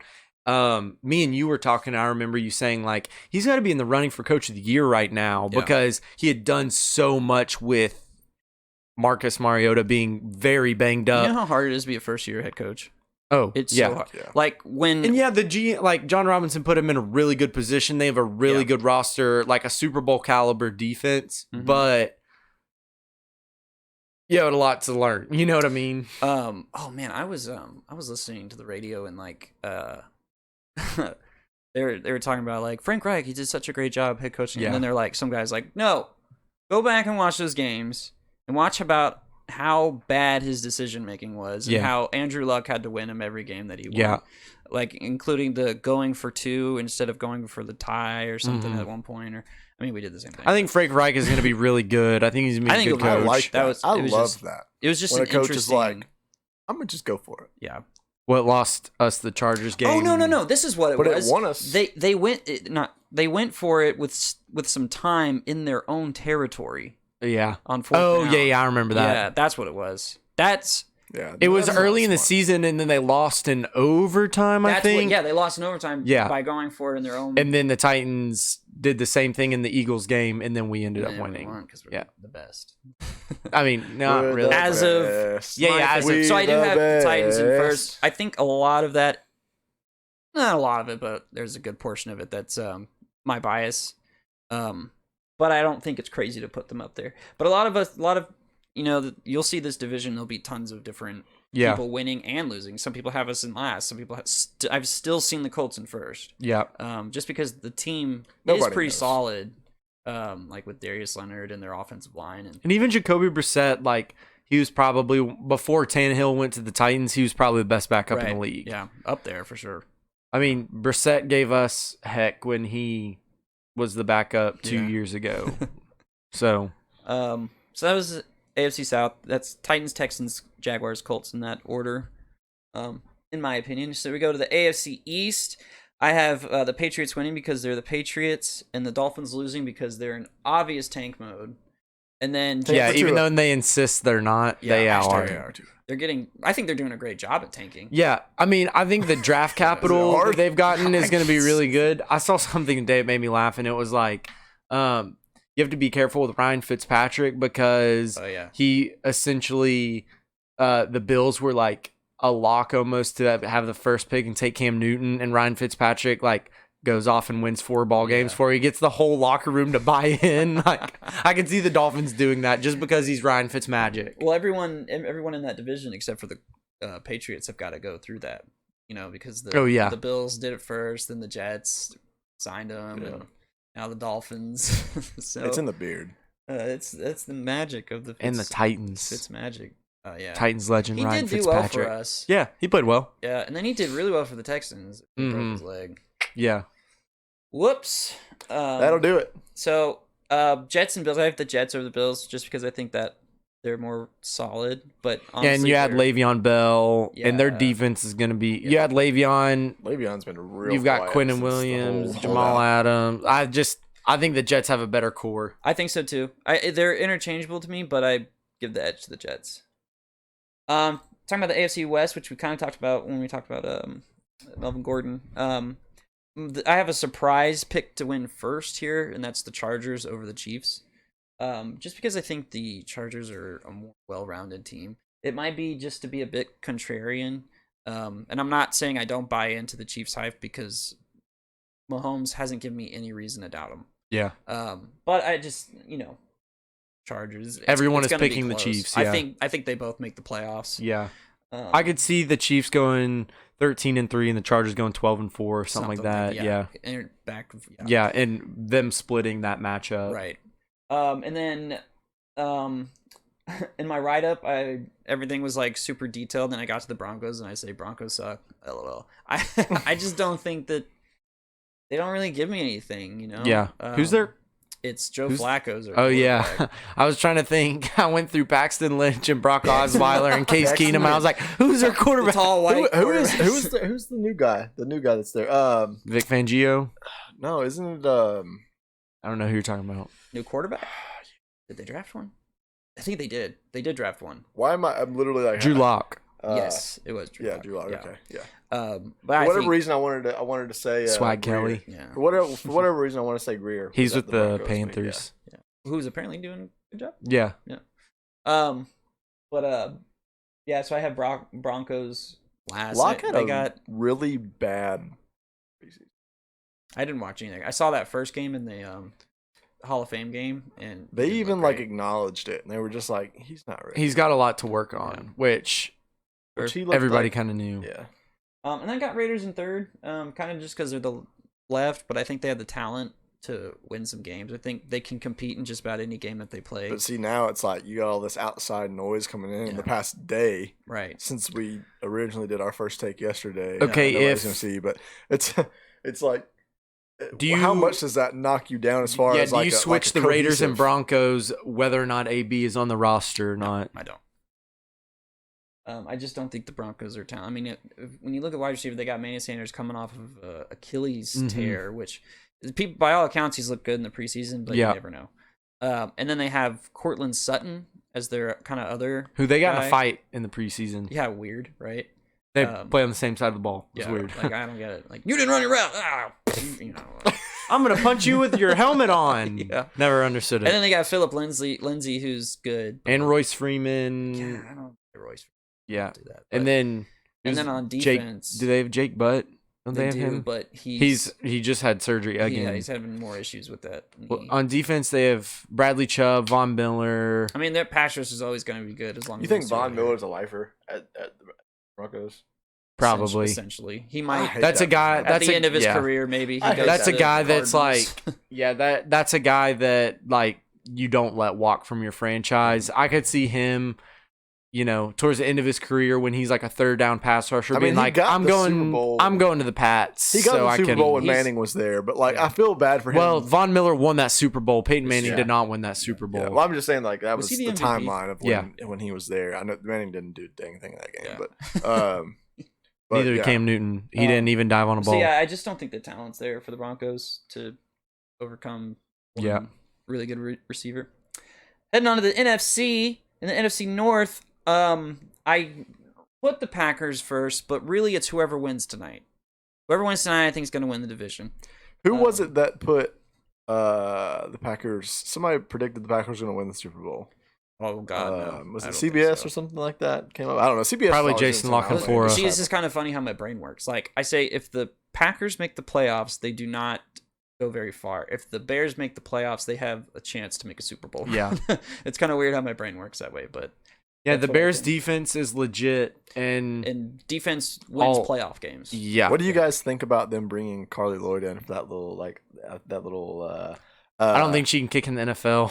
so. Probably not. I don't mean, have you a doubt know, she can but- kick a football, but what's she gonna do when she puts pads on and there's 300-pound, 6 Well, foot? it's not 5? like Brett Kern, some world beater out here ready to tackle some dudes. I just Yeah. hate that was a thing. Not that I'm saying that like women can't do things, because obviously like because they can't. oh okay, but like the same thing is it's like You can tell that Hayden isn't married. I can't. We didn't say that. Wasn't me, sweetie. I swear. Honey, you can do whatever you want. You're be like patronizing. literally, but Oh my no, God. but so I just. She's already like 38, right? I have no idea. She's kind of older. But they're saying like, does that open up opportunity for like? I don't care what More. shape, size, color, gender you are. If you can kick a football, do you'll you be in the think- NFL. But do you think that the NFL is going to allow that with their whole like? We care Oh, about seven. we care about No, player safety. She's 37. Oh yes, they for sure would. Like having a woman as a kicker on an NFL roster, the NFL just- would yeah. pay I her feel like yeah. $50 million for that. I feel like that's agree. like going completely. This is just like. I mean, I could I completely agree. I completely agree with that statement. That's like a godsend. for the NFL. Roger But at the Goodell is same- sitting in his at the office same right now trying to time- figure out how to get Carly Lloyd on an NFL At the roster. same time, they always harp on, which is total bull, about player safety. We care Oh, they so don't much care about about the player players. safety. But then they're gonna They're about allow that money. like a female that's like a lot smaller to go out there. That's like that to me. That kind of brings like a liability issue up almost. But I don't know. No, but Fact is if she she's puts on the 37. pad, she knows what she's getting herself into. Yeah, it's her deal. I mean, I You know? get that. I don't know. I So if just she kinda puts want- on the I kinda pads, at wanted that point, it's like, okay, you know, If you're she's- doing if right. She's 26 and like won a World Cup. I mean, that um, kick looked really I'm good. like, yeah, maybe Yeah. you know, I bet she could What was do it, like a 50-yarder she 50 hit? 55-yard? What was Yeah. there no offensive line? Yeah, no one and- tried to No, it was block just a normal. Yeah. I could do whatever that. kick. I mean, I couldn't, but Well, maybe a year's You worth ever of see? practice. You I ever could- see that like that? Who was it? It was around like the college football playoff last year. Somebody was doing it. I forgot. It was some company. yeah. But they were basically like taking people's tweets, like couch potatoes, like people like us, like ripping, like could make ripping. that throw. Man, I could I make got that like a catch." blah, blah, and they would come out and like make them do what they said. Well, do you that they remember could, when like, Blair? they could I think do. it was when Blair Walsh missed that kick. Or no. It was when Cody Parkey double doink. did the double doing. They had some beer, some brewery like sponsored an event, and they did it like downtown wherever, and had the same exact thing like set up. Yeah, and there was you like got snowy. no one could do it. They were yeah. on Oh yeah, ice. it was They were on icy, yeah. like, and no one even got close. There's there's like a meme somebody sent me the other day, and it was like this super like fat dude sitting on his couch, and it's like it says like Tiger Wood misses putt, and the guy's like freaking idiot. Like it just makes me laugh so much. Okay, think about this though. Carly Lloyd kicks off. Who's the best returner? Tyreek Hill, probably. Sure. Yeah, something like that. Tyreek Hill is running at Darius Jennings, but yeah. running at a straight line at Carly Lloyd. What happens? She goes. Yeah, and then she goes, she loses her shoes, bro. Yeah, like I would just walk away. So I would just who I would was just it? curl up Was and it ball. A- I might was like it- put my foot out. Was and it then take my AB the foot. one that like speared Yeah, the dude he- in the face? Kicked him in the face. The Browns punter. Antonio Brown just kicks Carly Lloyd in the face. What would happen is Adoree Jackson would like try to hurdle Carly Lloyd and like just kick her in the face or something. You guys remember? You just brought up Dory Jackson. Random thought. And when the whole face app thing was popular like last month, Yeah. and the Titans did the thing where they changed everybody's face like baby to Yeah. a baby. Oh, yeah. and Dory Jackson's did not change. look any different. Well, let's get going on this NFL preview. So yeah, and then the Lions, just because they're always odd man out, and I think Vikings are better. NFC South, I have the Falcons winning. I think they're more well built. The only thing that hampered them last year was injuries. some freak stuff. They Yeah, lost their yeah. top 3 safeties, Right. Exactly. and I then- think their best middle linebacker. And then the Saints are good. I think maybe that I think the Saints are Breeze just so starts to dangerous slow. because I of think all he their has slowed it weapons. down, but I think he'll start to. Like Alvin Kamara at running back and Michael Thomas as a wide receiver. Like I won't count them out. No, I mean, for anything. that's- I think that's a great really stuff. interesting division. I don't think It's always the been strong. Buccaneers are going to make that much noise, but Bruce Arians is just good enough that where he's going to mix up Sure. in that You guys- division. I could see yeah. them honestly going like probably 7-9, something like that. You guys think Yeah. that but that Jameis mixes up that Winston- division a lot. You think Jameis Winston's already not done enough to save him? Do you think no matter what he does this year, I think he's a Mariota thing. Yeah. Yeah, I If, think it's almost the exact same situation, just with Yeah. him being I honestly think crazy. that sometimes. like as much as Mariota's been down, like injured, like he still leaps and bounds. I feel like maybe it's Jameis 'cause Winston, I don't Jameis follow Winston got Tampa, benched you know what I last mean? year for You're Ryan Fitzpatrick. Marcus you has can never say been yeah, benched. you can say whatever you Yeah. want about Mariota, but Every time he's been healthy, he started. yeah, exactly. Yeah. And you can say whatever about last year, but what's hindered Mariota is his injuries. What's hindered Jameis is himself. Jameis, not Inconsistency. yeah. And arm talent wise, Jameis is leaps and bounds above Mariota, in my opinion. But when you look at it, and the only reason that Mariota isn't a really, really good quarterback is because he's been injured a lot, and Jameis just his Yeah. ability. Man, whenever I watch Jameis, he tries to make so much stuff. Oh, happen. yeah. He's Oh, always yeah. running around. He was the same way at Florida that's State. that's been his MO though, Yeah. like for this I- entire. well, and that's why career. he can throw for 350 yards and throw for more touchdowns It's than co- Mariota, but the Titans are forever going to have a better record than Jameis Mhm. Winston, unless he goes to like the Steelers or something. It's kind of like Johnny Football, but not working out the way that Johnny. Right. Like remember, like Texas A&M when he was at Texas A&M, he would Oh, just yeah. run around and just like run Like- backwards for 20 yards, Yeah. turn around, just fling. Look, it. there's And this I Jameis was- play- is trying to be Russell Wilson. Jameis doing Yeah. that, and he's like, "Well, There's there's a safety sitting there." There's like, this you know? this play when Manziel was at A&M and he's playing Bama, and it was his second year when they lost, and he's like literally running around and he's like sprinting He backwards. doesn't look. He doesn't look at all. He just throws it up, and Mike Evans just goes up and gets it, and that was the only reason that. And it was like a 10-yard gain or something, Yeah. and he threw the ball like 50 yards. Yeah. It was Why like don't you just do it's that like to Mike Evans Jameis- now? It's I'm saying. you got the guy. Yeah. Just go ahead. But it's like literally it's Johnny Football without all the luck. well, Yeah, and for him. Jameis. Well done.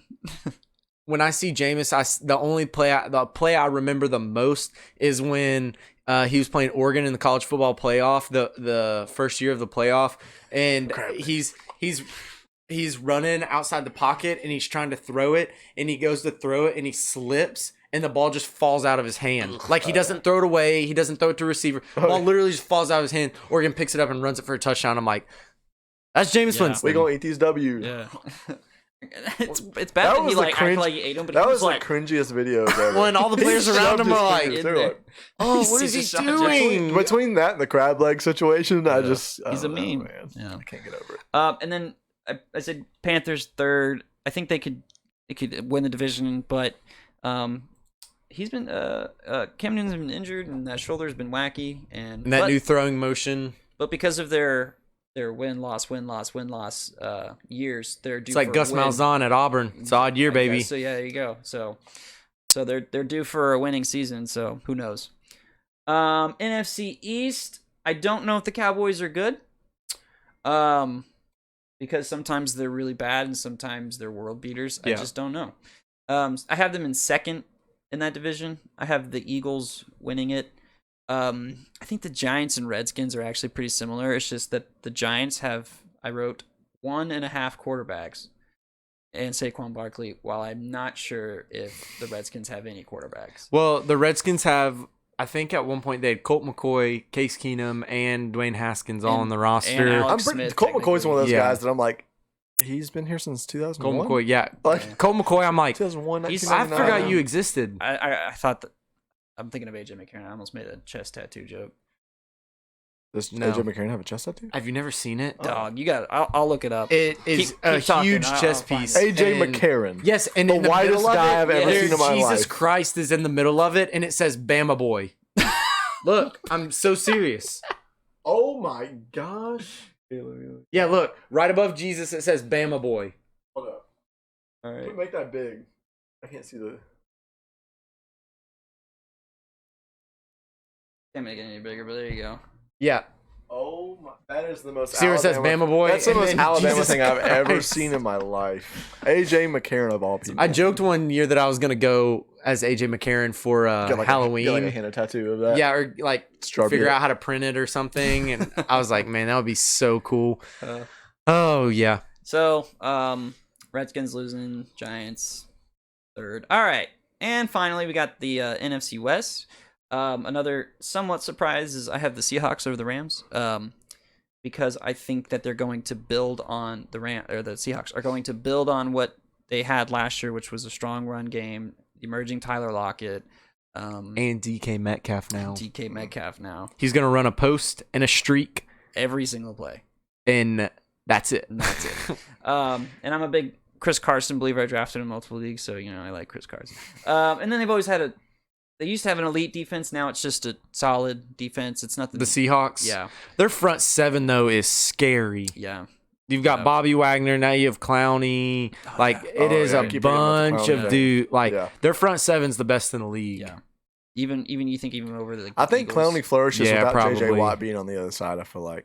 He did what? I feel like Clowney flourishes a little bit without JJ Watt. They didn't play a lot together. Because I feel like I just feel like they didn't scheme for Clowney to be the guy. Now I feel like I kind of feel like JJ Watt. I feel like Clowney is an outside linebacker, a rushing outside linebacker, and I feel like JJ Watt's more of an end, like a D end for sure. But yeah, I don't know. Like logic tells you that they should have been really good together because that way you can't really double team them both. Mm-hmm. But it didn't really work out that way. I mean, they were both good and successful, but yeah. So then that puts the Rams in second place in that division. I don't think they'll make it to the Super Bowl again. You never know. There's no reason to not believe in them again. Yeah. Except for maybe Todd Gurley and his knee. Todd issues. Gurley, yeah. I mean. It's interesting. I'm interested to see how that goes because I want to see. I know they'll be careful with him at 1st, but I want to see they get 2 or 3 games in and they're like, man, he looks pretty good and he says he feels good. I kind of feel like they'll back off of that. Like, oh, we're going to platoon him with him. Well, I think I think he's gonna be as good. He's just not gonna be the bell cow that they've had for. He's not gonna be your every down running back like he used to be. The 49ers will be a football team. Yep. Popular contrary belief. I think the Cardinals will be the worst team in the NFL this coming year. So much so that they are they are my lock. Oh my God. To lose against the Lions this week. Please stop. Yeah, Lions are 2.5 point favorite, I think. Here's the Seahawks front seven: KJ Wright, Michael Kendricks, Bobby Wagner. Did Michael Kendricks go to jail? I thought he was going to, and then he didn't. He just didn't. It was like inside trading kind of a thing. Oh yeah. Ziggy Ansah. I remember that. I forgot about Jadeveon Ziggy. Clowney. Yeah, you're right. And Poona Ford. I don't really know. Poona Ford. As well, He's a D tackle. Poona. And LJ Collier, who was a first round pick. That's a good. They're gonna be pretty good. They're gonna rush the hell out of people. Yeah, and who's in their secondary now? Do they have any of the Legion of Boom left? No. They're all gone. Earl Thomas, Richard Sherman in San Francisco. Is he still in San Francisco? Yes. Yeah. And so now we're gonna go through the games this week, kind of highlighting each conference or each division. So Packers and Bears. I feel like it's a really good opening weekend. This is going to be a great game tonight. Yeah, Packers and Bears. Bears favored by 3. It's in Chicago. Yeah, it's in Chicago. Bears favored by 3. I'm really interested to see. Once we go through these, I didn't tell y'all this beforehand, but when we go through these, I want to hear like the one thing you're watching for in each game. One thing I'm watching for in Packers and Bears is Matt LaFleur offense with Aaron Rodgers, because even though we like give Matt LaFleur a lot of heck for what him being the Titans OC last year, I felt like the personnel the Titans had wasn't conducive to the actual offensive system he wants to run. Yeah. So I'm interested to see him play calling with Aaron Rodgers and really like that chemistry, because I don't think it'll be that good. Oh, you don't think so? No, I think it's going to be a train wreck. I think it already is a train wreck. Because of all that audible crap Yeah, that the and media's pushing. Aaron Rodgers is this big personality, and Matt Don't LaFleur really is like not even that much older than Aaron isn't Rodgers like if he is. anybody And but Aaron Rodgers anyways. Matt LaFleur is like, I mean, yeah, he comes from Sean McVay coaching tree, but he hasn't had any success yet. He's only called plays for 1 year, and Aaron Rodgers is egotistical maniac that doesn't talk to his family. So I thought for sure that he wouldn't have been picked up. I guess it had a lot to do with McVay. But I didn't think he was going to be picked up for a head coach. Well, you remember he he was interviewed so with timid. you remember he interviewed with the Titans when Vrabel got it, and I remember Paul Kaharski saying like, a lot of people I talk to say Matt LaFleur is not ready, and then he spends 1 year with the Titans, and I'm like, not even very successful. Yeah, and I'm like, okay, he's ready now. Like he didn't even have a good season. Yeah, whenever I heard him talk, like with like an interview or something, I feel like he was like, okay, yeah. So yeah, and he's really awkward. He is awkward. I've always thought so. I saw him one time at a Predators game after he became head coach for the. Oh, really? Yeah. I remember seeing him, and I'm like, oh, that guy kind of looks like Matt LaFleur. And then and then the dude I'm like working with, he's like, yo, I just saw Matt LaFleur, and I'm like, that was him. What? So that was kind of cool. I guess he was out of Predators. What's your kind of thing to watch in the game? I'm kind of with you. One, I want to see.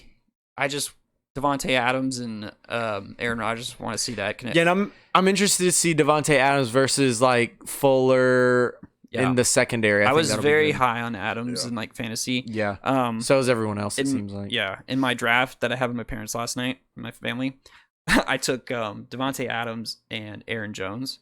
So I'm very hopeful for the Packers offense. Yeah, Packers offense. I'm really hoping for it.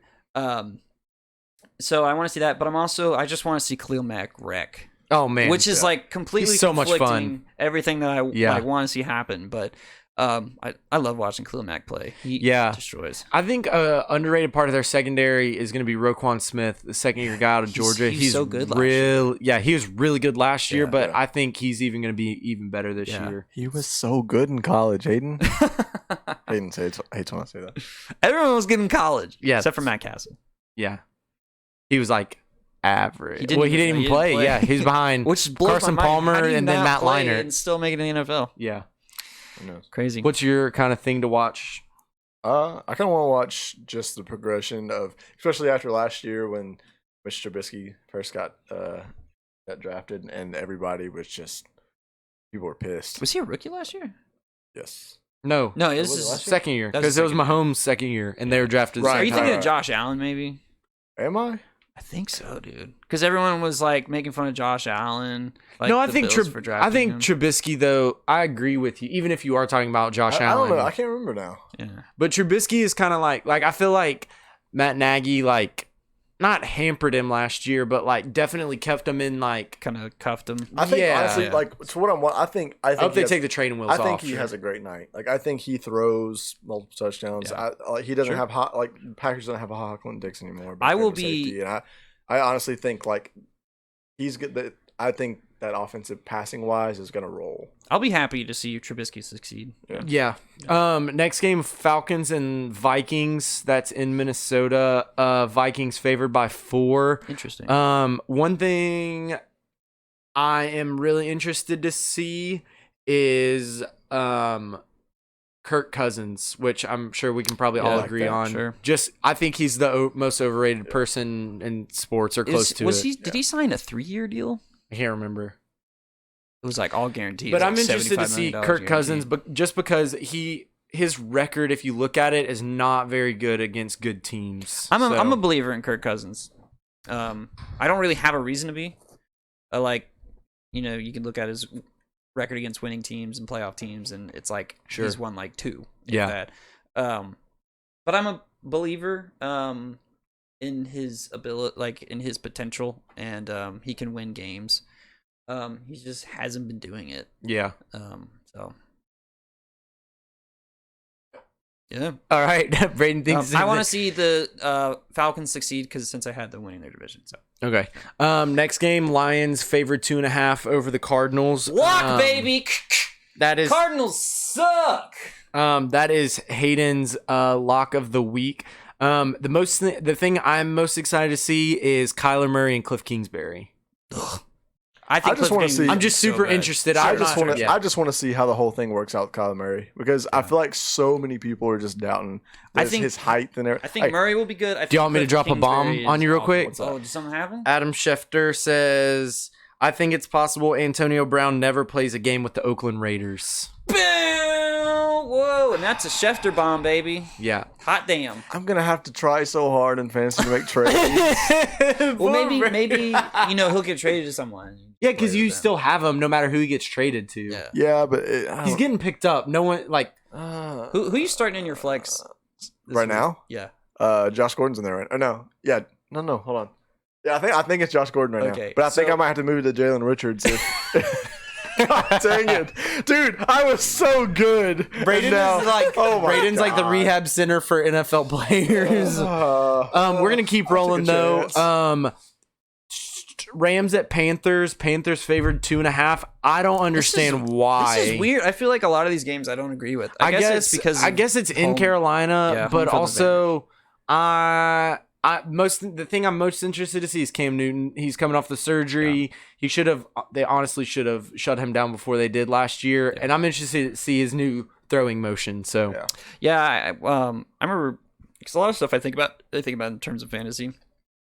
I was high on him when I started my mock drafting, looking at him, and then like the more I watched, what was it, the All or Nothing? Oh yeah, I was like, I don't know how I feel about that shoulder. Yeah, and like I did some more research, and I'm like, I put him on my like basically do not draft list. Yeah. And so, well, yeah, I'm interested to see that too with how he plays because I'm not sure. I'm interested to see the dynamic of like mentioned earlier, Gurley, and how how they handle him. Yeah, I think he's obviously a massive part of their offense, and he could be a steal. I mean, I know he went like the second round most leagues, but he could be like. I'm just interested to see overall. if they stick with that. Well, we're not going to really run him as much as we. I think he went number 1 overall in one of my leagues last year. So I took him. I would have taken him first. I think I took him first last year. Last year, and it turned out really good. Where I picked second, I picked him because the first one took like Tom Brady or something. There's a reason why I was invited in that league. Next game, this is probably gonna be the worst game of the week. Just like kind of where one team is and where the other one is as well. Bengals at Seahawks. Yeah. Seahawks favored by 9.5. If you see that number at 9.5, grab it because the Seahawks are winning double digits easy. Yeah, after you just told me that defensive line at 7. Yeah. Whew. I think I'm interested to see. Especially the Bengals.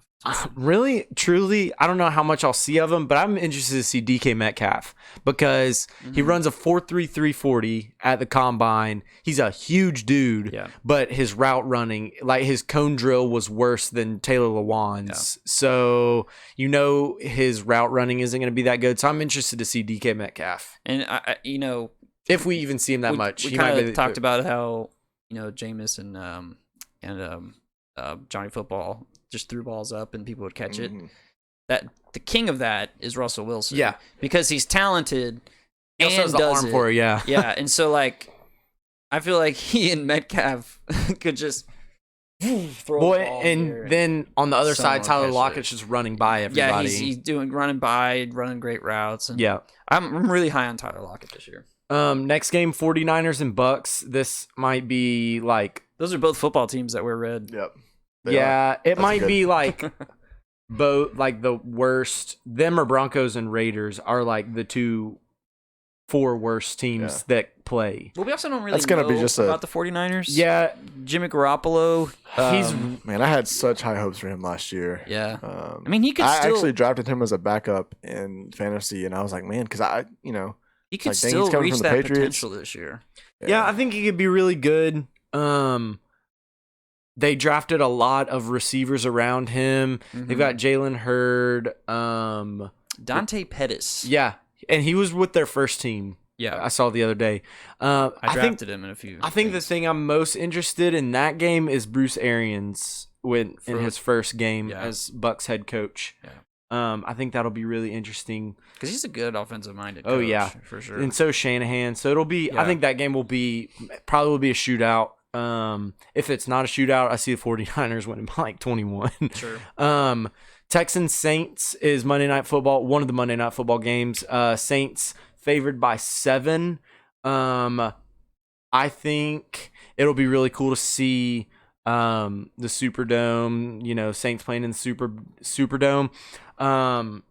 The Texans, I'm assuming Tunsil will play. I mean, yeah, there's no reason not to. It's not like he's not in shape. Yeah. And just kind of has to learn the system, all that stuff. But I see the Saints winning right around that 7-point range. I think Watson's good enough that he'll keep it real close. If the Texans are going to be successful, it's going to be a lot like last year, I think, where they struggle in the beginning of the year and then start to stack wins. It's the old Patriots way. Right, exactly. It's, Patriots South. That's what people call it. And the Texans were really lucky last year. They had they won a lot of games and they were real lucky. Yeah.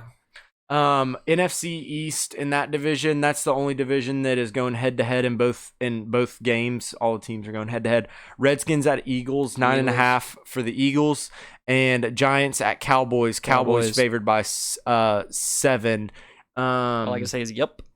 Yeah, I just don't know what to make of the Redskins and Giants. The one thing I think with the Giants and Cowboys game I'm most interested in is how soon does Daniel Jones come in the game?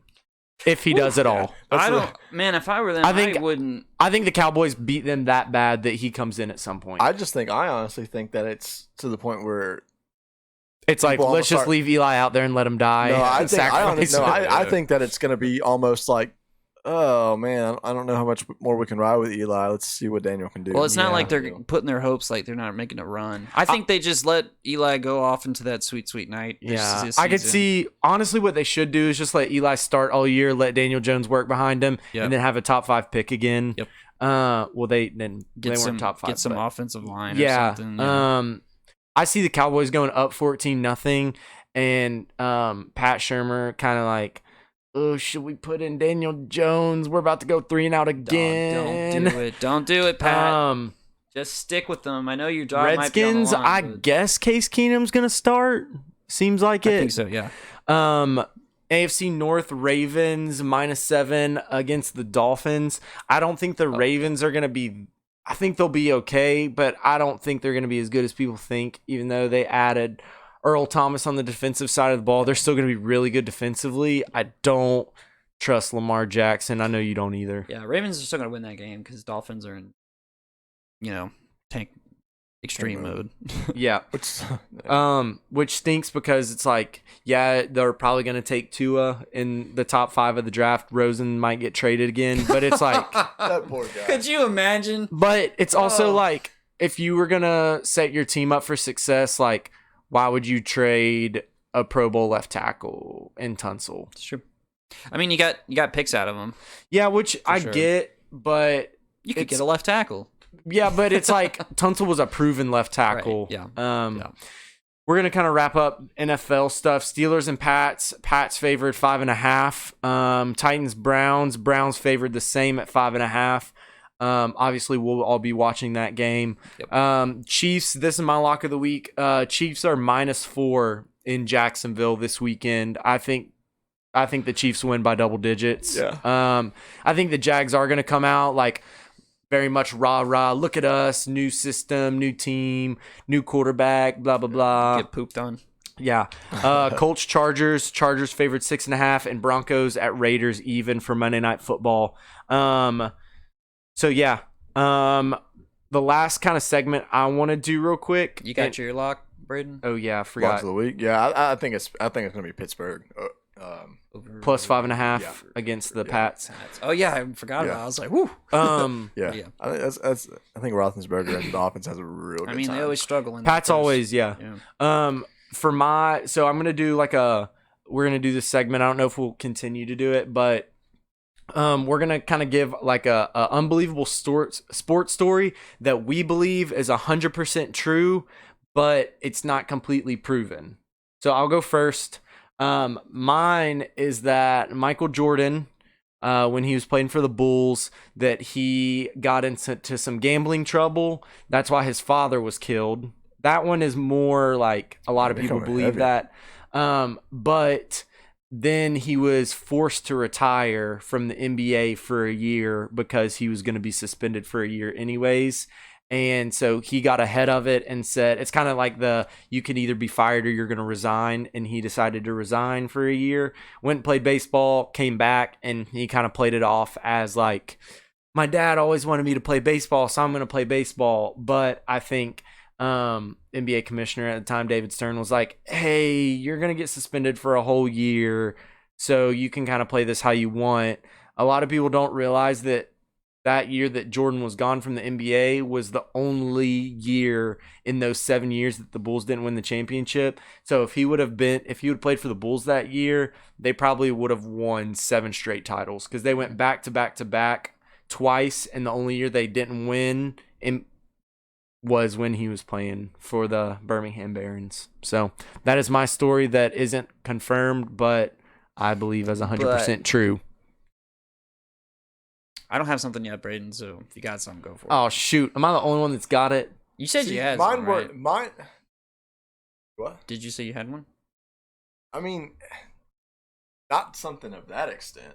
I mean, okay. I mean, like, I don't, but I mean, I just think, honestly, like, especially with all the recent, like, stuff with Antonio Brown, things like that, like, I 100% believe that, like, some of this stuff is... Like, I seriously think some of this stuff is, like... Manufactured to just, like... You're telling me that, like, things like... which I don't know if this is to the extent, but, like, the whole pass interference last year with the Saints. Mm-hmm. Like, that right there, like, just... kept the sports world talking about the NFL. Some of those refs had like ties to like the Los Angeles area, and so I was like, so like things like that. I feel like the NFL is kind of like, hey, I know, like, I don't think it's just the NFL. Like I think there's different things being like, this is an entertainment business. Yeah. So we need to entertain a little bit. We need some stuff we need to get some stuff happening. Yeah. Like I absolutely believe that. Like I don't think that. I mean, it's probably and there's probably a lot of people. It's probably not shocking for me to say that at all. Mm-hmm. But I do think there's like definitely some screwy stuff sometimes going along with the NFL with and that's every organization. Yeah. It was really funny. Earl Bennett that played for Vanderbilt, that was a wide receiver, a couple of weeks ago when Andrew Luck retired, he tweeted like, Andrew Luck retiring, is this the most bizarre sports story of our time? And people were like, bro, are you serious? Aaron Hernandez killed people in the peak of his career. Yeah. And they like, people were just going through and just like saying all this stuff. Like one of them was Gilbert Arenas showed up to an NBA arena with 4 guns in his bag and told his teammate to pick one. Like, yeah, Andrew Luck retiring is not the craziest thing. Do you have one, Hayden? It's okay. No, I was thinking. I feel like I was going somewhere with like the FIFA. You know, FIFA's like super corrupt, and so like there's something there. That one's like everyone believes 100%. Yeah. I mean, like, totally. But I feel like there was like ulterior motives to certain things that they did, and I'm not really sure. I could probably. Well, like, how did Qatar get? Yeah, exactly. Yeah. Because they paid them. You're telling me that's a good place to play a World Cup? Come on. That's gonna be between all of that show. and the whole like NCAA basketball thing. There's just so much that goes on screen with financially. Well, FIFA and NCAA are the two most corrupt organizations in the world. They're so messed up. Yeah. We're probably gonna get shot for saying this, but they're gonna come to our house. They're gonna come to your house. We're not gonna be. They're gonna go to Summertree, and whoever's living there, feel bad for them. What was it? I don't even remember the number. Anyways, well, that's gonna do it for our first episode of the Summertree Sports Podcast. Where can they follow us? You can follow us on Twitter. We will put this podcast out on Twitter, and I forgot the Twitter handle is ST Sports Pod. That's capital STS and then sports. Yes, there's actually a lot of people with STS, some type of STS. ST Sports Pod is Twitter, and that is the same thing with Facebook. We don't have any content on there yet, but we will have a YouTube channel. That's same thing. It's going to be YouTube is going to be Summertree Sports Podcast. You can follow us on there. We're going to have the video of it up there on there. We're going to try to figure out. we're definitely gonna get everything linked to SoundCloud, Spotify, Apple Podcasts. Hopefully, we just got to figure out how to link all that. Yeah. So there'll be plenty of places. We'll share. Go follow us. Give us a like. Do what you got to do. Just to tell you guys how new this is, Elijah had the idea 2 days ago, and then we did it yesterday. And then again, I messed it up, and then now we're doing it. We didn't have any audio yesterday, so we're figuring out a lot of stuff. We got we didn't have like the logo and all that other stuff. So we've been working on a lot of stuff. So it's gonna be fun. It's nothing serious, and it's just if it becomes something serious, you'll know because we won't be in Hayden's bedroom anymore. Yeah, we'll have segments where I'm like, this episode is brought to you by blah, blah, blah, blah. This episode is brought to you by Star Wars or something. That's when we will have made it big. I'd be like, let's go. Well, thanks for tuning in to the first episode of our podcast. Stay tuned for more episodes. We'll catch y'all later. Peace out.